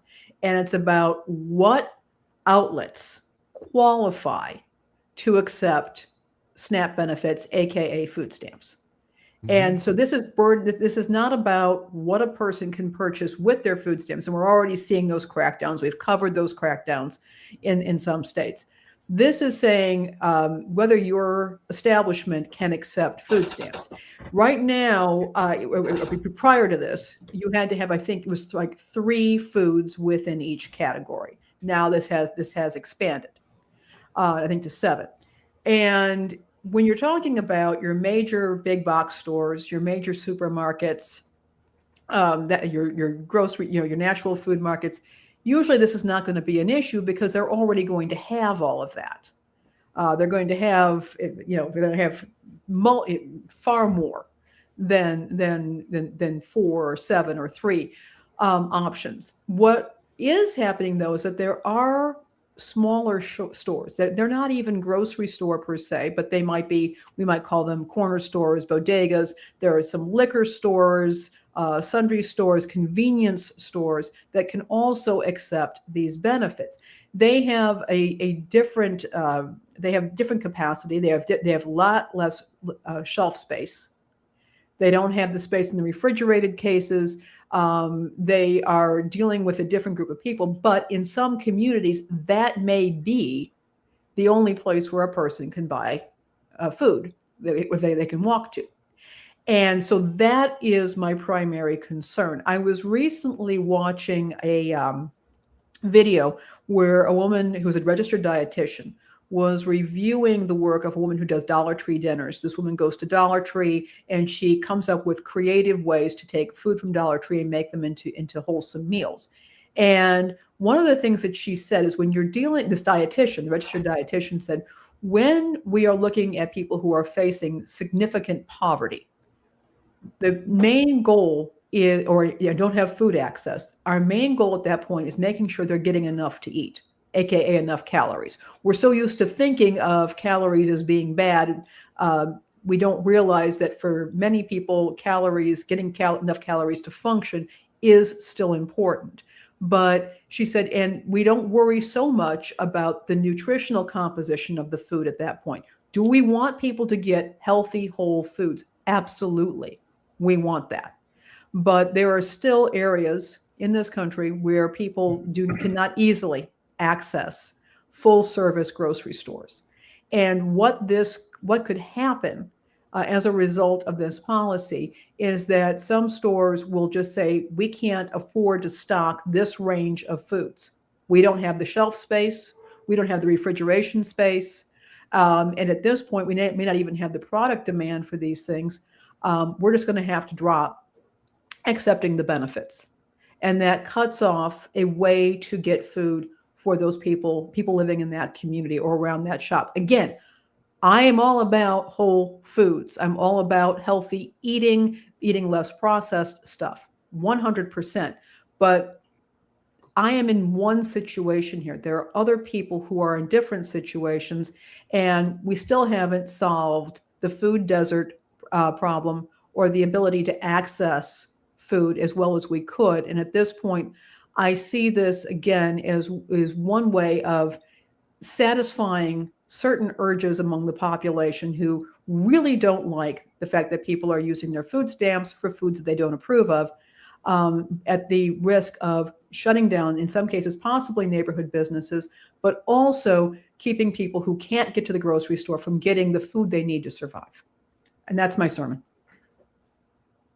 Yeah, they when I lived in New York, in areas where they had bodegas and the delis inside there, I noticed the hypocrisy in this, where it's like they're talking about like, oh, soda pops and stuff like that, but they won't let you have hot food, right? They don't want you to have hot food on there. Some of those, I'm not gonna shout them out because obviously I don't want them to get in trouble, but some of those delis that I went to, they were like, you know, if they knew you and, you know, you were cool or whatever, they would be like, or a lot of times not, they would just go ahead and say, you know what, you can put that hot food on your EBT because it's not going to show up in the system. It'll just show up as grocery, right? They'll just put it as grocery. Yes. Is it shady? Probably. I guess technically that's against the policy or the law or whatever, but they're providing hot food. And it just seems like some of these smaller places have taken it upon themselves to do that. And that may be why this crackdown is starting to happen. Yeah, I agree 200% with everything that was said about the food desert problem. And until we factor transport into the mix, everything else we do is going to be not quite there. But there is, as Warren pointed out, a new opportunity for fraud. Is a funny thing when it comes to regulations and prohibition. You can never stamp it out. All you can do is move the goalposts. And in this case, the goalposts are going to move. I think back to the corner store across from where I lived on Sheridan Avenue in Chicago for about a decade, going back to the 80s and 90s. There is no way this guy could have stocked those tasty tomatoes we talked about and bananas without having them half of them spoil by the end of the week. Right. But if in order to stay in business, he needed to keep taking EBT, what's to stop him from relabeling? Yeah. Mm-hmm. Yeah. Who's going to go back and audit that? Yeah. Especially given the current FDA budget, for example. Who's going to go audit that? It would cost more to send out agents to try and investigate that than it would be actually to tackling whatever problem they seem to have with this. I mean, I don't have a problem with anybody eating hot food on EBT. I mean, I think that should be just a given right there, right? I mean, and it's also a benefit to these small stores that maybe don't have a lot of business, and maybe a lot of their business is EBT related, and it goes right back into the business. It's, it just seems like it's just like some sort of punishment. It is trying to get you to oh, what's wrong with you having SNAP? You should better yourself. You shouldn't be on it. That seems like that kind of mentality from the government when which is the hypocrisy is there's so much government welfare for themselves. It's not even funny. Let's get to something more just quite as disturbing as what's on your computer, as Google Chrome sneakily installed a 4 gigabyte AI file on your computer, but it's not exactly new. Here's what you need to know. Do either one of you guys use Google Chrome? I do. Yeah, I do. Unfortunately, I'm using it right now. There are other options, but I'm like, all right, screw it, whatever. So Google Chrome users online are rightly reacting negatively this week to the discovery that the application is apparently downloading a massive 4 gigabyte AI model in the background without their consent. So they did not initiate it. It was doing this on its own. The conversation was spurred by a new blog post from security researcher Alexander Hant, who writes as the privacy guy online. Hant penned a lengthy blog post that covers how Chrome does this and its potential legal and environmental implications. Chrome is installed on billions of devices, after all. While Hant's post is bringing broader awareness to Chrome's behavior, it's not new, and many users have likely already had the file downloaded without being aware of it. As noted by Mario Husalak on his Pure Info Tech blog, there are reports of the file that appeared online more than a year ago after users noticed that Chrome was suddenly taking up much more storage space. They verified the file, innocuously named weights.bin. There you go. So if you want to look on your hard drive for weights.bin, is present on the PC, though some Yahoo tech writers were also unable to find it on theirs, so it's unclear how widespread it is. That said, finding these sort of system files on a Mac or Windows machine increasingly requires toggling on several expert mode features. I would imagine so. So this this is on PC right here, and you can just kind of see how it's Chrome user data, this number, and then you get all this stuff here. So it's hidden. According to Hant, the file contains weights from the Gemini Nano model, which Chrome uses for things like the Help Me Write features, scam detection. Oh, that's that's ironic, and other AI features. The download is triggered, Hant says, when AI features are enabled, which they are by default for recent versions of the Chrome browser. So basically, don't turn on AI features on your Chrome browser. For Google's part, the company technically tells you it does this on its help page for how to turn it off, probably in tiny letters, probably in like, what is that fake language that never mind. Maybe it's like an Aramaic or something, or Latin, some dead language. Chrome may download, quote, Chrome may download on-device generative AI models in the background. So features that rely on these on-device models stay ready for use, Google says. If you delete on device AI models, only features that rely on them will be unavailable. So basically they're saying read the fine print before you do anything with AI on your browser. But a lot of people aren't tech savvy. They just want to, you know, get online, watch YouTube, or maybe shop or something like that. They don't really know about this kind of tech stuff. Yeah, okay. I'm a bit of a techno idiot, so I don't know if it's actually a concern, but I hope that this extra data doesn't make people's devices last less longer than usual. You know, recently I got into a situation. I recently had to upgrade my system, and just seeing the bloat that was taking over my old machine. Some of it was the processor, but some of it was just not having enough space for stuff. And I was like, where is all this stuff coming from? And 4 gigabytes, that's a lot. Yeah, especially if you're not a really tech person and maybe you just have like the bare minimum of a hard drive space. The last thing you want is 4 gigabytes of just unusable crap on your system, right? Indeed. So Chuck here said, do I want to install the Gemini Nano file for number 1, open Chrome, 2, in the top right, select more, settings and system, and then 3, turn on device AI on or off. So I guess that's how you get rid of it. Do you use the Chrome browser? I'm not trying to dox you, Bill, but yeah, I'm just curious. I use Chrome for some stuff. Yeah. And, okay. But do you turn on AI on your Chrome browser? I do everything I possibly can everywhere to keep AI off or turn it off as necessary. LinkedIn, for those of you who use that, had a default where it was going to vacuum up your information. And LinkedIn. I got warned about that and turned that off, but you had to turn it off because the default was to have it on. Yeah. It wasn't Chrome, but in Windows they have this I can't remember what the name of the AI is for Windows. And I say, you know what, I'm gonna actually try this. I ended up deleting it off my computer, but I said, you know what, let's see what this is. So I said, how did Malcolm Jamal Warner died? I asked it that. This was like last year or something like that, year before, and he had already passed like a couple of years ago. And it said, oh well, he's not dead, he's still alive. I'm like, so it has all this.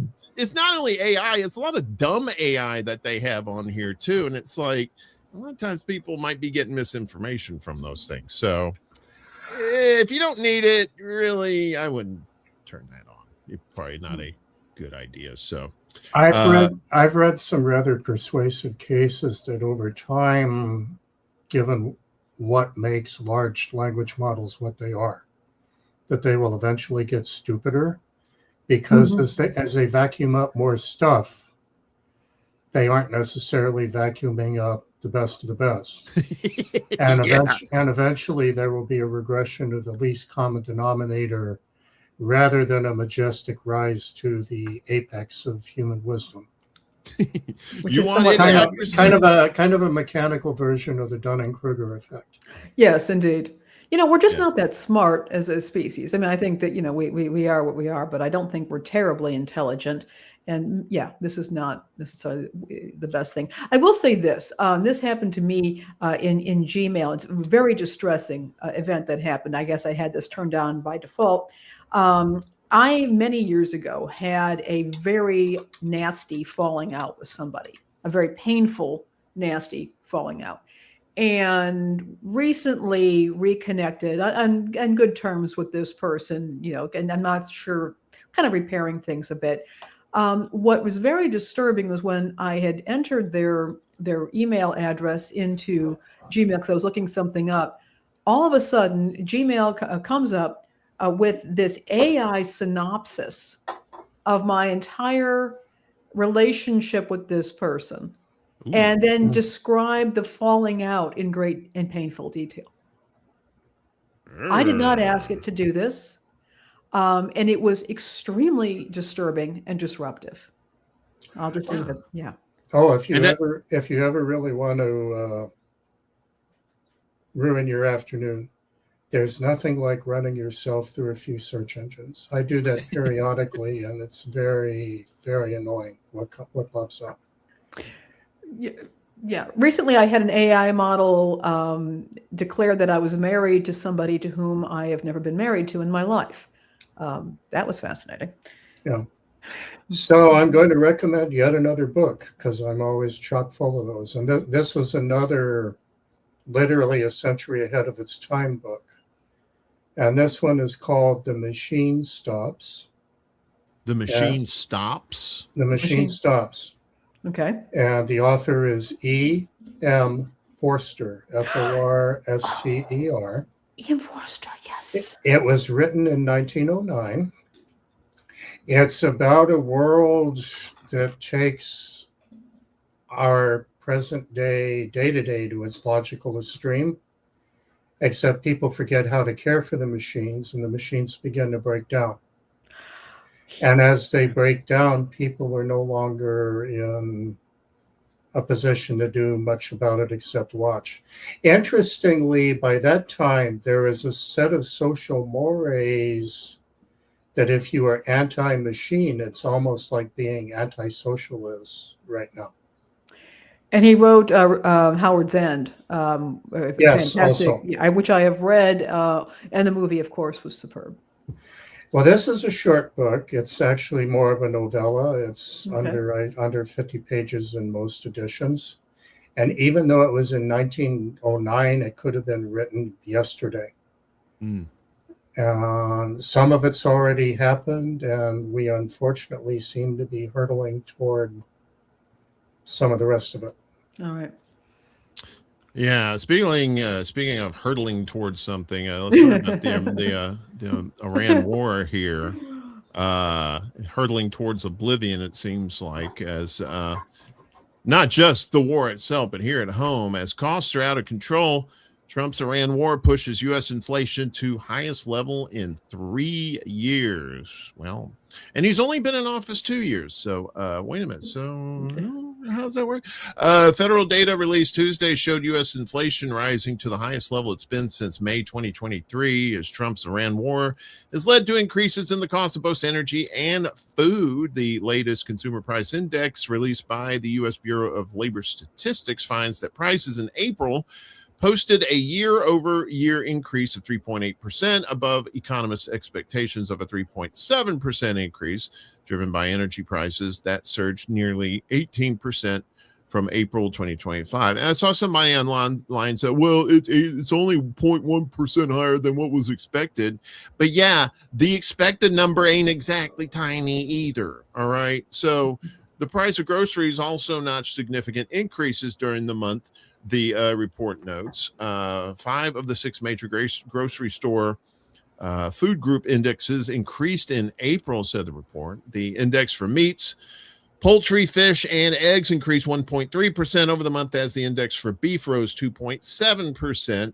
The fruits and vegetables index increased 1.8% in April, and the non-alcoholic beverages index rose 1.1%. The index for dairy and related products increased 0.8% over the month, and the index for cereals and bakery products rose 0.1% in April. Economists said the new CPI report showed significant trouble ahead for American consumers, who last month registered record low sentiment in the University of Michigan surveys of consumers, driven in large part by anxiety over price increases caused by the Iran war. So the chief, Joseph Brusuelas, chief, I apologize if I butchered that name. I tend to do that on occasion. Chief economist at RSM told the Wall Street Journal that the American economy has entered a new chapter where inflation appears to have stepped up, and predicted that median American families are going to find it very challenging to adjust going into the second half of the year. Heather Long, chief economist at Naval Federal Credit Union, observed that the cost of living in April rose above average monthly wage gains. Well, that was a shock, meaning U.S. consumers are no longer just treading water, but are falling behind. Inflation is now eating up all wage gains for the first time in about 3 years, she wrote. This is painful for Americans and a true financial squeeze. So, of course, a lot of this having to do with the Strait of Hormuz being closed, and a lot of not just oil, but you have a lot of fertilizer that comes through there and other products that comes through there as well. And of course, these tariffs aren't doing anybody any favors either, but definitely the war has really bumped this up a notch as well. And it's not concluded either. This war is probably going to go on for a while. Indeed. Yeah.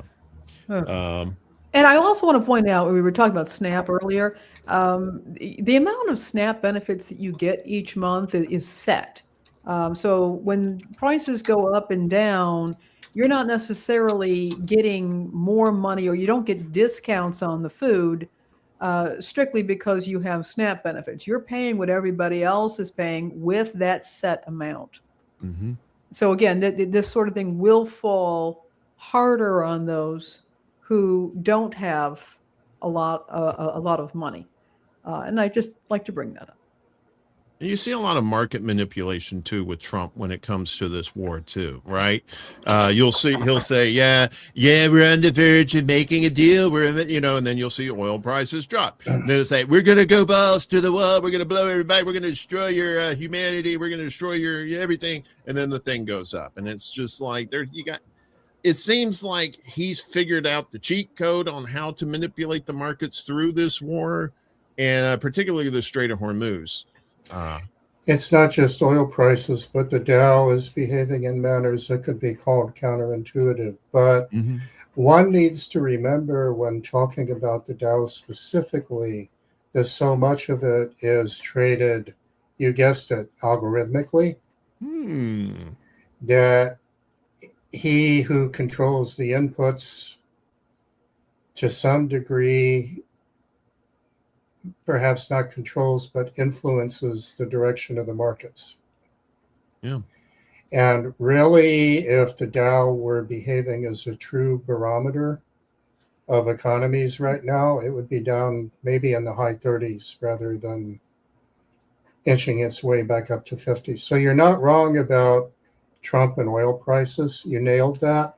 But there's more going on in the background. And more people need to know that too. That is because the oil gets the headlines, it gets the big splash, but there's the other stuff too. Fun fact, for those who may doubt whether we're dancing on Israel's string for this, Susie Wiles, who is Trump's chief of staff, also on her resume has a period of consulting for, guess who? The round hat people, Netanyahu back in 2020. Yeah, those people. Okay, I'm gonna say, Bill, that is a fact, but it's not quite as fun as you made it out to be. So I think you should apologize for that. No, I'm just kidding.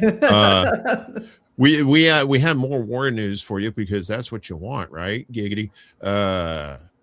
Pete Hegseth, the Secretary of War, gets bipartisan grilling on rising costs of the Iran war and Trump's endgame. So they finally get in front of these people and say, hey, what's up with this? So Hegseth faced tough questions yesterday from Republican and Democratic lawmakers about the Trump administration's endgame for the Iran war.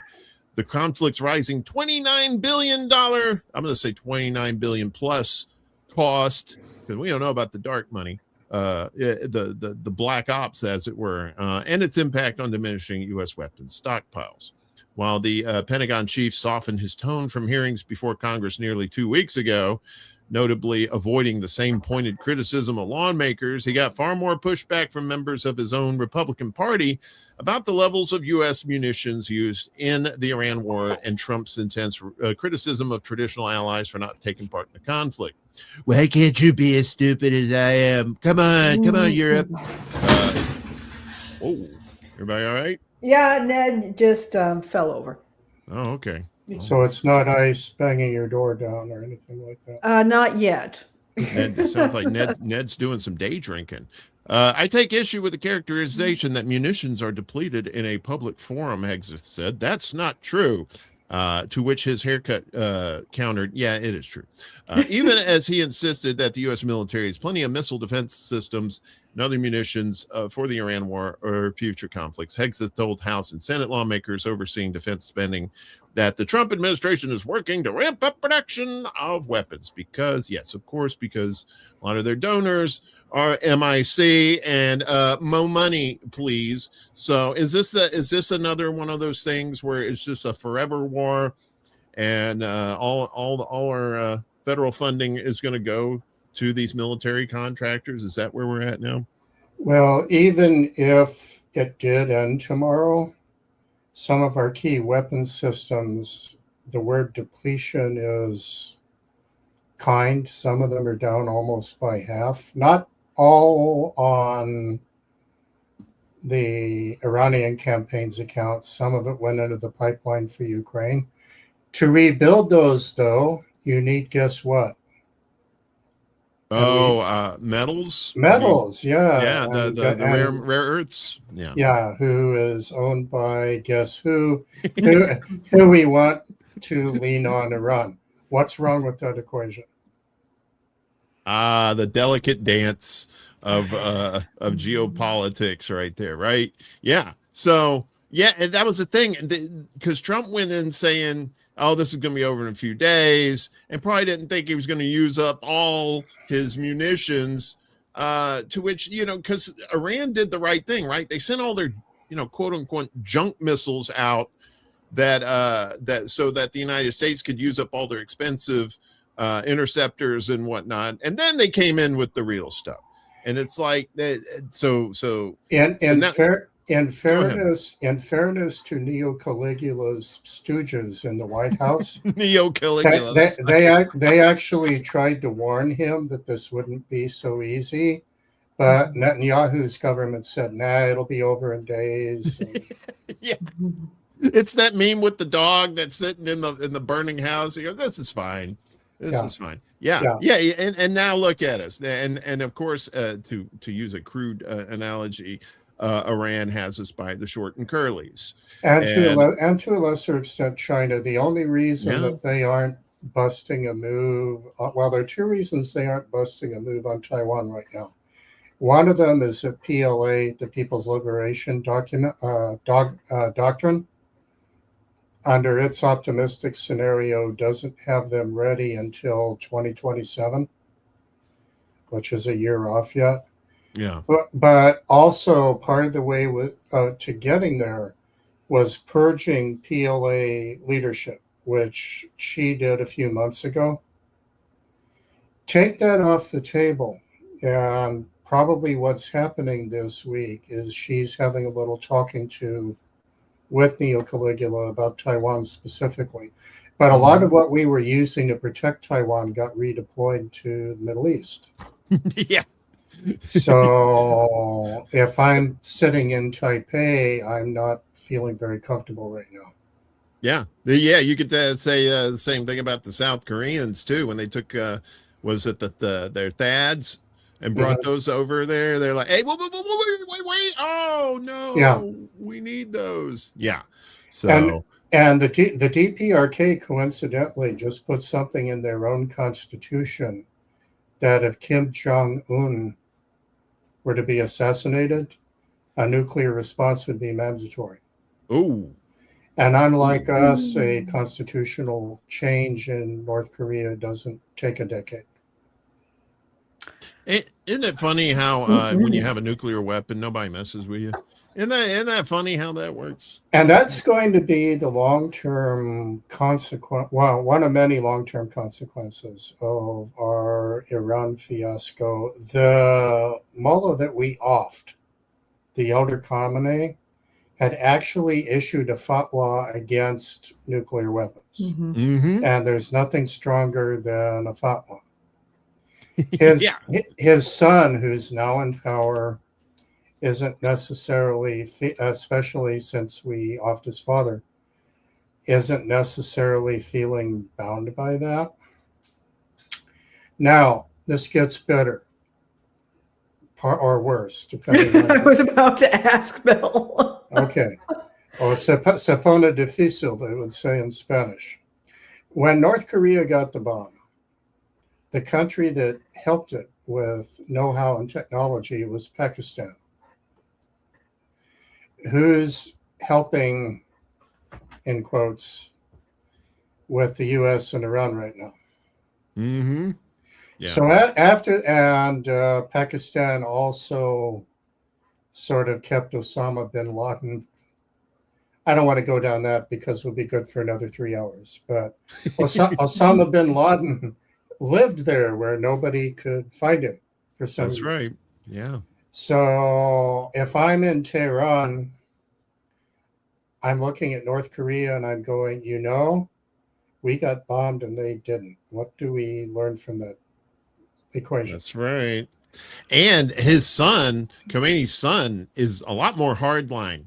Much more hardline than his father. Yeah. So out of the frying pan into the fire. More like the volcano, possibly. Yeah, exactly. Going straight down to the core of the earth where it's nice and toasty. Yeah, we don't even know how much actual damage has been done to Israel's military machine and civilian infrastructure because they are one of the few countries in the world that actually have an exceptional, as much as they like to advertise that they're a democracy, their censorship regime is one of the most efficient on the planet.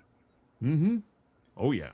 So there are things that slip out implying there's more damage than they publicly admit to, but nobody has any idea how much.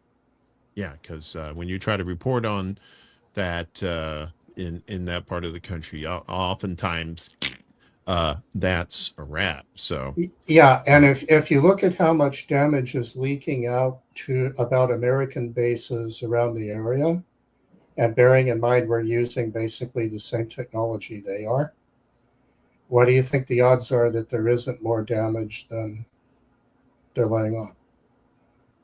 Mm-hmm. Exactly.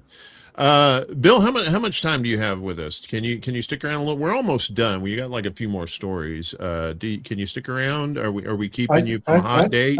I can stick around. Okay. We're not keeping you from a hot date or anything, right? Okay, because Nah.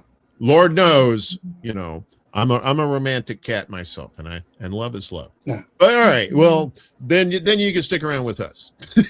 So we're gonna get to our press pool here and talk about some stuff in the press here, mostly with broadcasters here. Let's take a look here. As state broadcasters associations call on Congress to protect fans' access to live sports on broadcast TV. And as somebody who I don't really watch a whole hell of a lot of sports anymore like I used to. I still watch pro football because I'm part of the cult and I can't break out of it. So I'm hoping somebody has an intervention for me. But I noticed that used to, when you were as a kid, you could watch football, all the football games on your regular broadcast channel over the air on the antenna. Right now you got these streaming services involved, but we'll get all of that in a second. So the National Association of Broadcasters, the NAB, has applauded a resolution adopted by the 50 state broadcasters associations, along with the District of Columbia and the Commonwealth of Puerto Rico, urging Congress to re-examine the Sports Broadcasting Act of 1961 to preserve broad fan access to sports programming as more games move behind streaming paywalls. When the law was enacted, policymakers could not have anticipated today's streaming options. This resolution reflects growing concern that sports programming is increasingly fragmented across exclusive digital platforms, forcing fans to purchase multiple subscriptions, maintain reliable broadband access, and navigate a maze of services just to follow their favorite teams. He calls on Congress to assess whether these evolving distribution practices are covered under the law, serve the public interest, and preserve broad fan access to sports programming. The following statement can be attributed to NAB President and CEO Curtis Leggett. Oh, okay. Leggett. Ooh, fancy. Across the country, broadcasters are standing with fans frustrated by the rising paywalls and growing confusion surrounding live sports. For generations, free over-the-air broadcast television has brought Americans together for the games that defined our communities and our culture. That access should not depend on a household's income, broadband connection, or ability to juggle multiple streaming subscriptions. The Sports Broadcasting Act was enacted nearly 7 decades ago to govern the relationship between major sports leagues and the nation's broadcast networks, which were and remain freely available to all Americans. More than 6 decades later, Congress should examine whether today's increasingly fragmented sports marketplace is still serving fans. We commend the State Broadcasters Association for their leadership and engagement in this important issue. Local television remains the only universally available video platform in America, delivering live sports, trusted local news, well, debatable, emergency information, and essential public service to every community. Policymakers should put fans first and ensure that the future of sports distribution preserves broad access through fair local broadcast television.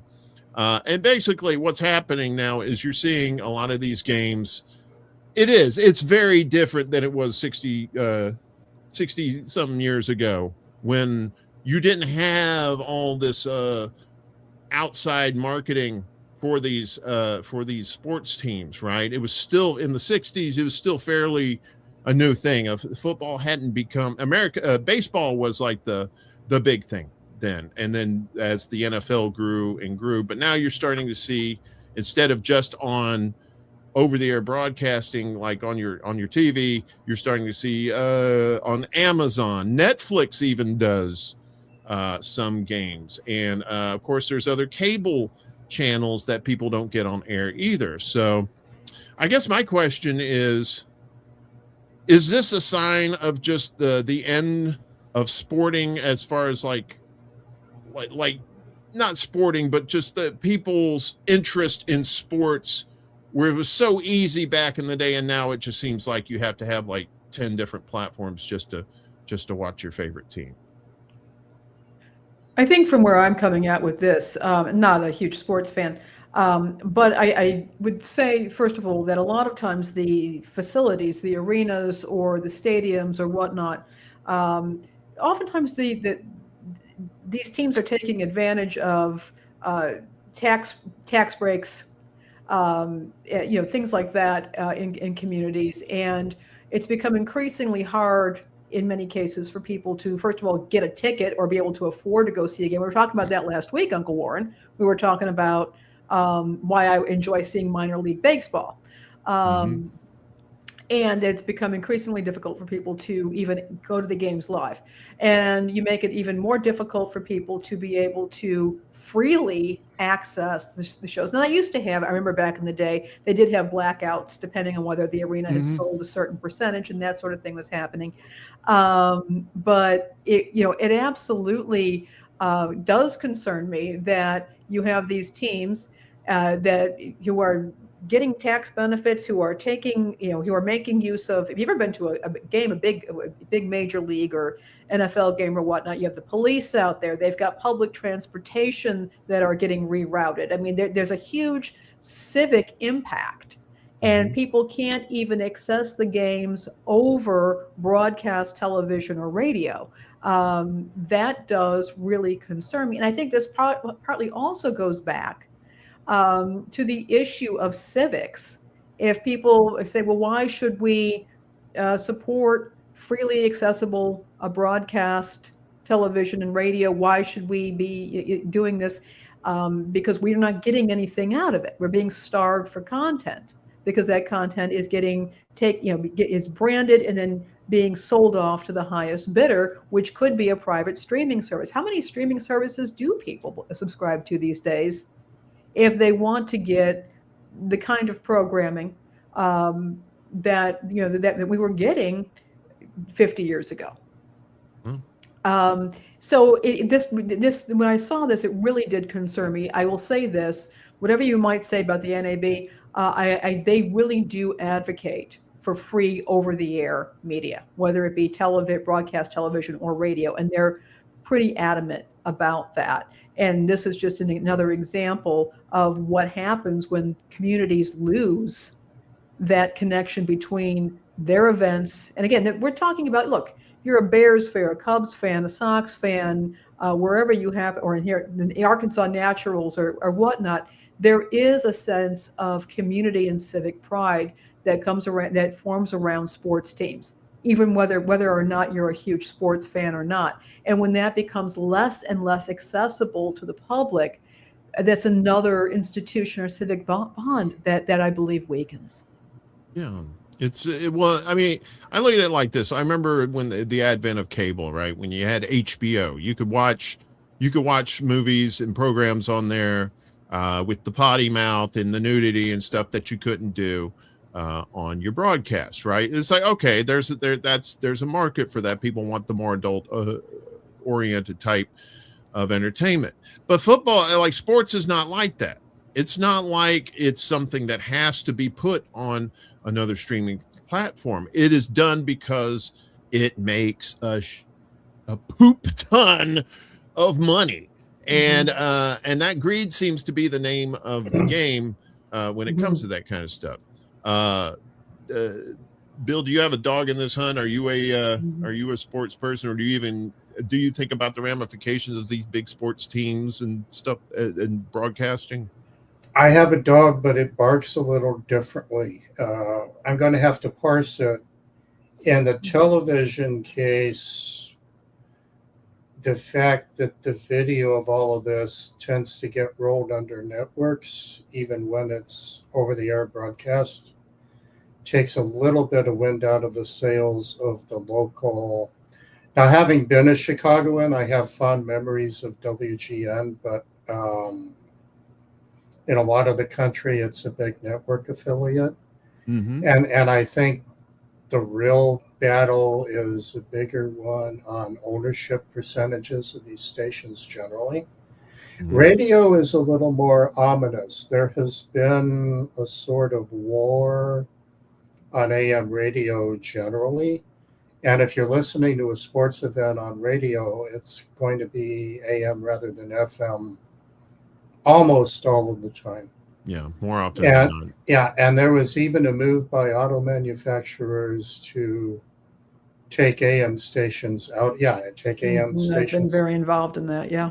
Yeah, and there's been sort of a multi-front war to get rid of AM. And I view this as one more symptom of a larger disease. Take the sports piece out of AM, and you removed a huge chunk of what leaves it attractive to a lot of listeners. So now, having said all that, if I could get rid of the mandatory sports channels in my cable bundle, I would do it tomorrow. You know, give me some of my money back, and I don't want the Super Golf channel. You know? Oh, come on, Super Golf channels. And it's 19 cousins. You know, I would gladly pay less not to have that. It was the old Bruce Springsteen song, 57 channels and nothing on. Yeah, but now it's like 500, 1,000 channels and nothing on. Yeah, but what's left with AM has a similar problem in terms of, you know, and not only are they mega corporations, but they're mega corporations that are constantly in and out of bankruptcy. Oh, yes. I have a lot to say on that, but I will not. So the short form is I can't look at sports broadcasting without looking at it in that broader context. It's an important issue, but it's because it's part of the nutritious breakfast and the real arguments about the breakfast, if that makes any sense. I caught that reference. I understand. Well, one of those channels is the Disney Channel, and Disney in particular is catching some heat from the FCC commissioner. Democratic FCC commissioner tells Disney it's the target of a censorship campaign. We discussed this last week. The head of the FCC, who's a Republican, as we know, is now messing with the mouse. And has basically been, and we've been talking about this a lot, Uncle Warren, on shows, that is basically saying, you know, if broadcasters are not towing the line, they can be up for a premature or an early license renewal review. Yeah. And what we do have is Ana Gomez, who's Democrat. She has taken a pretty extraordinary step. We'll talk about that. I will say, just as in terms of clarification, I have interviewed her for a publication that I used to work for. I have met her in person. I was impressed by her significantly, and I just put that out there. And I was also very impressed by her team that I worked with to get that interview going. So just want to put that out there. So Disney and ABC are the targets of a sustained, coordinated campaign of censorship control orchestrated by the Trump administration's FCC. The lone Democrat on the regulatory panel said Monday. In a remarkable letter to Disney CEO Josh D'Amaro, FCC Commissioner Ana M. Gomez decried the political weaponization of the federal media regulator under Chairman Brendan Carr, a Republican appointed by Trump. You are not the first target of this campaign, and you will not be the last, Gomez wrote in the letter, which she posted on her Twitter account. But Disney's experience is by now the most documented, and it is worth laying out plainly. Gomez, a telecommunications lawyer whom President Joe Biden appointed to a seat on the FCC, highlighted a series of FCC regulatory actions that she said were, quote, aimed at pressuring a free and independent press and all media into submission. She vowed to, quote, shine a light on what the FCC is doing to curtail press freedom. Disney and the FCC's Media Relations Office did not immediately respond to emailed requests for comment Monday. The Wall Street Journal first reported Gomez's letter. In the 4-page letter, Gomez said the Trump administration's crusade against Disney and ABC began in earnest after the broadcast network agreed to pay $15 million to settle a defamation lawsuit Trump brought before he was reelected to the White House. The settlement did not buy you peace, Gomez told D'Amaro. It only bought you time. Hell of a quote. Gomez laid out the ways she believes the FCC then pursued Disney's business holdings on multiple fronts, including a decision under Carr to revive a complaint about ABC's moderation of a 2024 election debate between Trump and former Vice President Kamala Harris. I suspect there will be no end in sight for that investigation, said Gomez, who has been on the 3-person panel since September 2023. The third commissioner is Olivia Trusty, that's a nice name, whom Trump appointed. Gomez ticked through other FCC moves focused on Disney, including an investigation into its diversity, equity, and inclusion, DEI practices launched last year, an investigation into whether The View violated equal time rules for political candidates, and an early review of ABC's broadcast licenses in the 8 markets where it owns stations. And just a reminder, Disney owns ABC, just so you know. The FCC announced the license review a day after the White House called on ABC to fire late-night host Jimmy Kimmel over a joke he had made about First Lady Melania Trump. First Amendment advocates say they believe the FCC was punishing ABC for Kimmel's comments. Carr said the review grew out of the agency's probe into Disney's DEI policies. The FCC is also investigating DEI practices at Comcast, the parent company of NBC News. That's where this is coming from. And reviewing a so-called news distortion complaint at CBS News over a 60 Minutes interview with Harris that aired before the 2024 election. Comcast and CBS have said they would cooperate with the probes. So she's calling out this guy, Carr, at the FCC for basically playing politics because of Trumpy's hurt little feelings. His fifis got hurt. Yeah, so I don't think she's wrong on that. And there's going to be more of that too, whether you like these big corporations or not, coming after them for these censorship, like petty reasons. I mean, that's in Trump's wheelhouse, but I mean, how far is this going to go? One thing I do want to point out to folks is that the FCC actually has 5 commissioner seats. 2 of them are currently vacant. And this has been an issue with the FCC for some time now, only for a brief period of time under I think it was Biden. They finally had enough. The seats were filled, and they were able to actually vote on things and get some work done. But right now, there's only 3 commissioners and 2 vacant seats. So it kind of leaves things, they can't necessarily get a whole lot done without having more people there. And for a while, it was 4 people. So it was 2 Republicans against 2 Democrats. And for a little while there, it was just Ana Gomez and Chairman Carr huffing and puffing at each other. So this is not exactly the most, shall we say, efficient commission, and this sort of thing. It shows how these regulatory commissions, which are supposed to be kind of government by expert, can be very politicized and can really make things very painful for getting anything done. But I also just want to point out, I think it's extraordinary that Commissioner Gomez has laid all this out at this point, and this is a real concern. The whole, and when Carr said we can do this the easy way or the hard way, I mean, that's mafioso language, and that he knew exactly what he was saying. Yeah, literally. I mean, yeah, that's like, hey, that's a nice network you got there. Sure would be a shame if something happened to it. Yeah, you know what I'm saying there? Bill, you have any thoughts on this? Unfortunately, I think this writ large may get settled out of court the wrong way. A lot of Trump's cronies are buying up network and network affiliated properties. And even if Carr backs off, which is certainly something we hope would happen, at some point, somebody's going to do that Michael Corleone offer to buy out, at least maybe not to buy Disney, but to buy out ABC.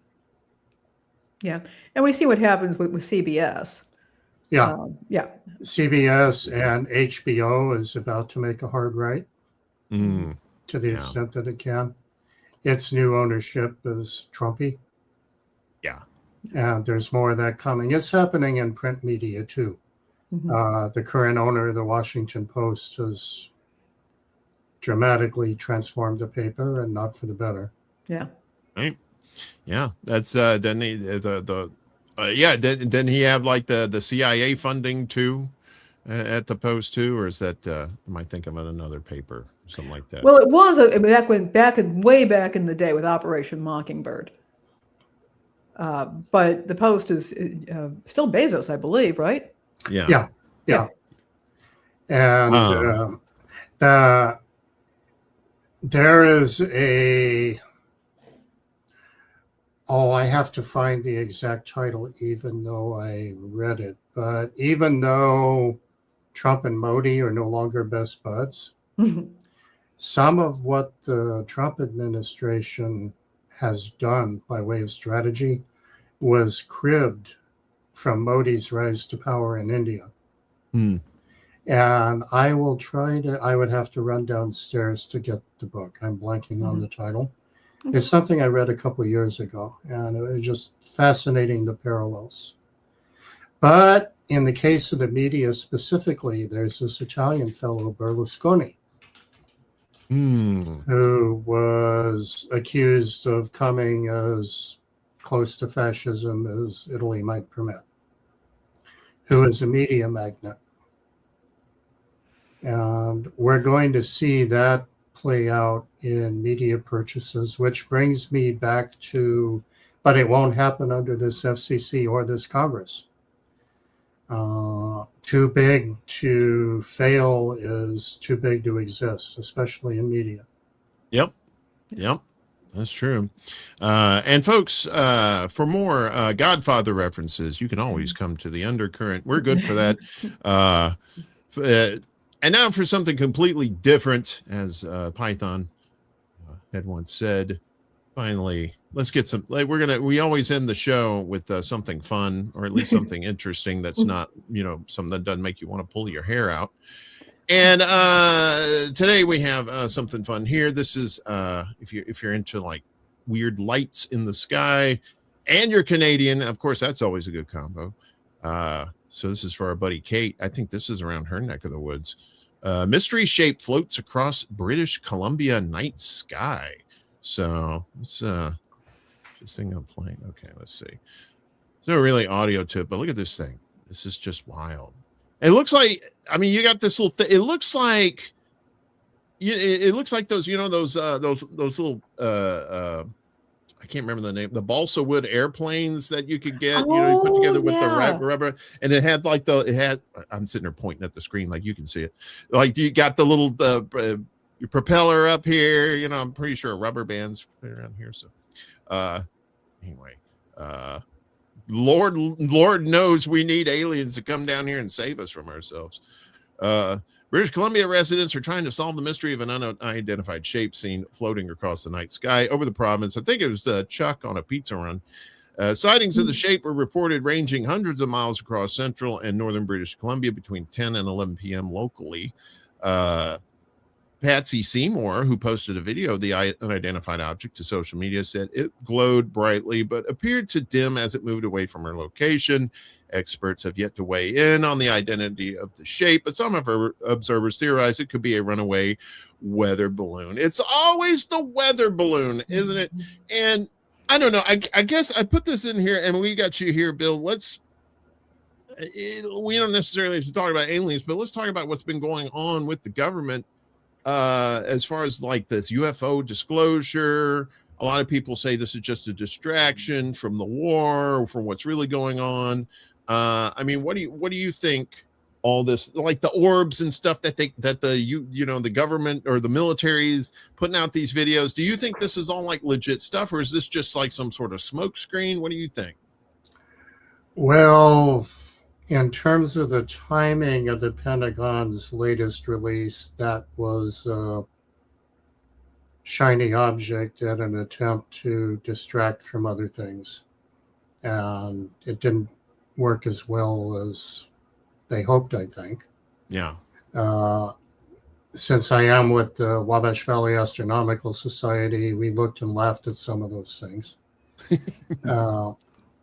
But there's kind of, I'm not an aliens or among us kind of guy. That would take an hour to explain why. But yeah.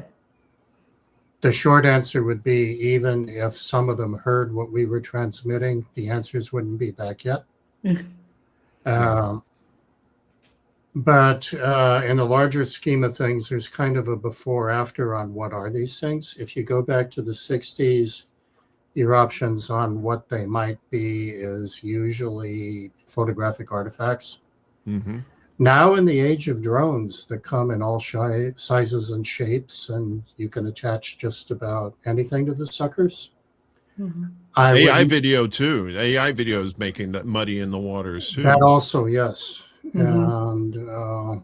And AI is even infiltrating legitimate astrophotography. A physicist once put up a slice of chorizo and claimed it was from a red dwarf in order to illustrate the problem of distinguishing true from fake. Hey, don't knock red dwarf chorizo, okay? It's fantastic. It has a great texture, delicious spice. Very tasty, yes. But the point was, fakes are easy, even with low tech, and if you throw in AI, it gets worse. So it could be that, but it could also be if there are military application drones being tested. Again, they can come in all. There is some of them that are as large as small airplanes. Yeah, and you can make them in just about any shape. Right. Yeah. What I don't think is that the planet Stinky Pinky is hovering over British Columbia looking for people to kidnap. Yeah, I'm saying, and if you are, come to Chicago, right here. I'll open a I'll go outside for you, make it easy. Because at this point, I'm like, I don't know, I may want to ride off this rock, the way things are going. But yeah, it's that's the thing. It's like they know people have an interest, have had interest in UFOs and now UAPs for quite some time, but I think they underestimate the short attention span of people, right? So yeah, they'll see this, but then they'll go back to what's going on in the real world. It's like, what's going on with Iran, or what's going on in Israel, or we're going on wherever in South America. They're paying attention to that kind of stuff. It's just kind of like, it seems like the distractions aren't working that well anymore. In terms of things that are totally off the wall, that's absolutely true. There is a little validity I'm putting my political scientist hat back on. There is a little bit of validity in the flood the zone strategy in the sense that people like me are paying attention to local races to a degree that we'd rather be partially invested in what's happening in Washington. And we're being bogged down. I mean, I may end up doing I'm not going to run for office, but I may end up involved in some local campaigns here that I would rather, I'd rather invest that energy in Washington. Yeah. And I no longer have that option.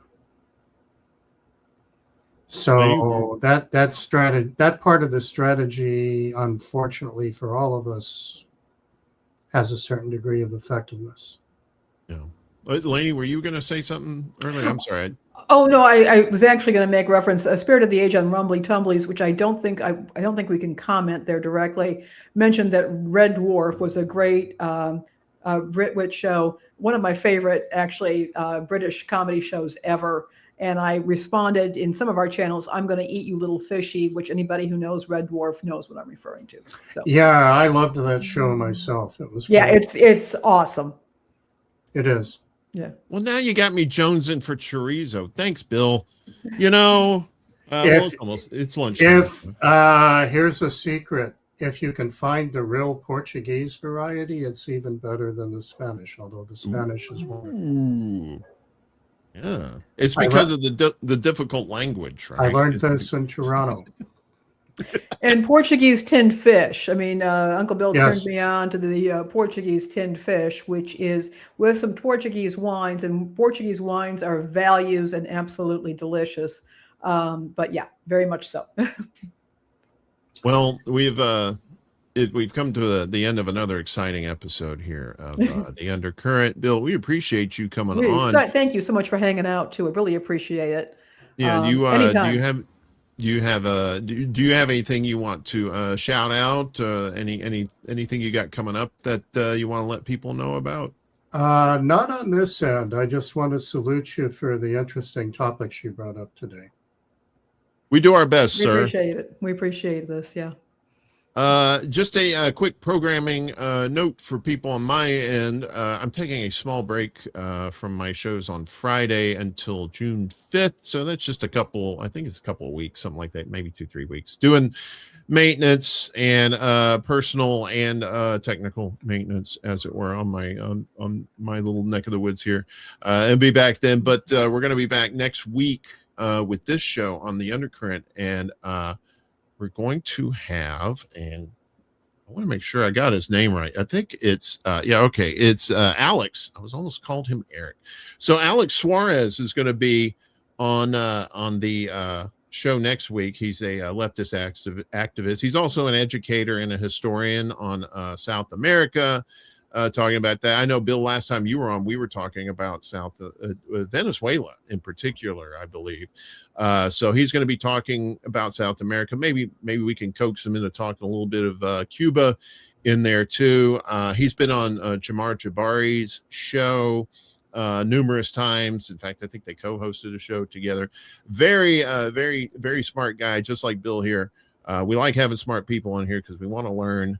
And, we want to get the right people on here to educate us about that. So that's going to be next week. He'll be on with us. Same bat time, same bat channel, noon Eastern, 9 a.m. Pacific time on YouTube, Rumble, Facebook, and Substack. Any final thoughts, you guys, before we get out of here? I think that conversations like this, they used to have them in media. And we're able to do it here on The Undercurrent. And I'm grateful for folks like Bill and for yourself, Uncle Warren, for being willing to participate in this. I think it's important. Yeah. And I appreciate all the our people that are in the chats. Absolutely. If you're watching this live or if you're watching this in the future, we appreciate all of y'all for your support. We do have, as we said at the top of the show, we do have mutual aid links down below in the description. If you can help our friends out, we appreciate it. If you're broke as a joke, like most of us, I understand. If you can share out the links, that's free. you can help out that way too. Any final thoughts before we get out of here, Bill? Thanks for having me. It was fun. You say that now. Lainey, you got any final thoughts before we go? I think I said it all. If you can help out, mutual aid links in particular, Yoninah, she's in a bit of a bind right now, she and her cat. If you can help out, that's great. Also, we are trying to get up to 100 subscribers to our YouTube channel. I've put out the link tree, and you can connect over there, as well as our other social media profiles. When you do that, it helps us out. We can eventually get to live streaming on those platforms as well. Thank you. Yeah, and we'll also have out tomorrow clips from this show like we've been doing. We've been getting a lot of good response to those clips too as well. So if you can't sit here for 2 hours and 45 minutes, you can sit there for a minute and watch the clips too. So either or, we got you covered. I love conversations like this too. I know this is probably one of our more extended shows, but that's fine. Everybody had the time to do it. Yeah, the time to do it. That's always good when you can do that. So when you get the family back together. Bill, we do appreciate you. Thank you so much. Thank you so much. And it goes without saying, of course, you're always welcome back. Especially if you got nothing better. Just hit us up, let us know. Yeah, if you have nothing better to do. We've always got a seat for you here. So whenever you want to let me know, just we'll give you a link and pop on in. Like, man, I got nothing better to do today. I could be watching paint dry, but you know what? I'm going to go on the Undercurrent. All right, guys. Well, thanks everybody. We appreciate you. We'll see you when we see you. Take care of yourselves. Peace out, everybody. Bye-bye.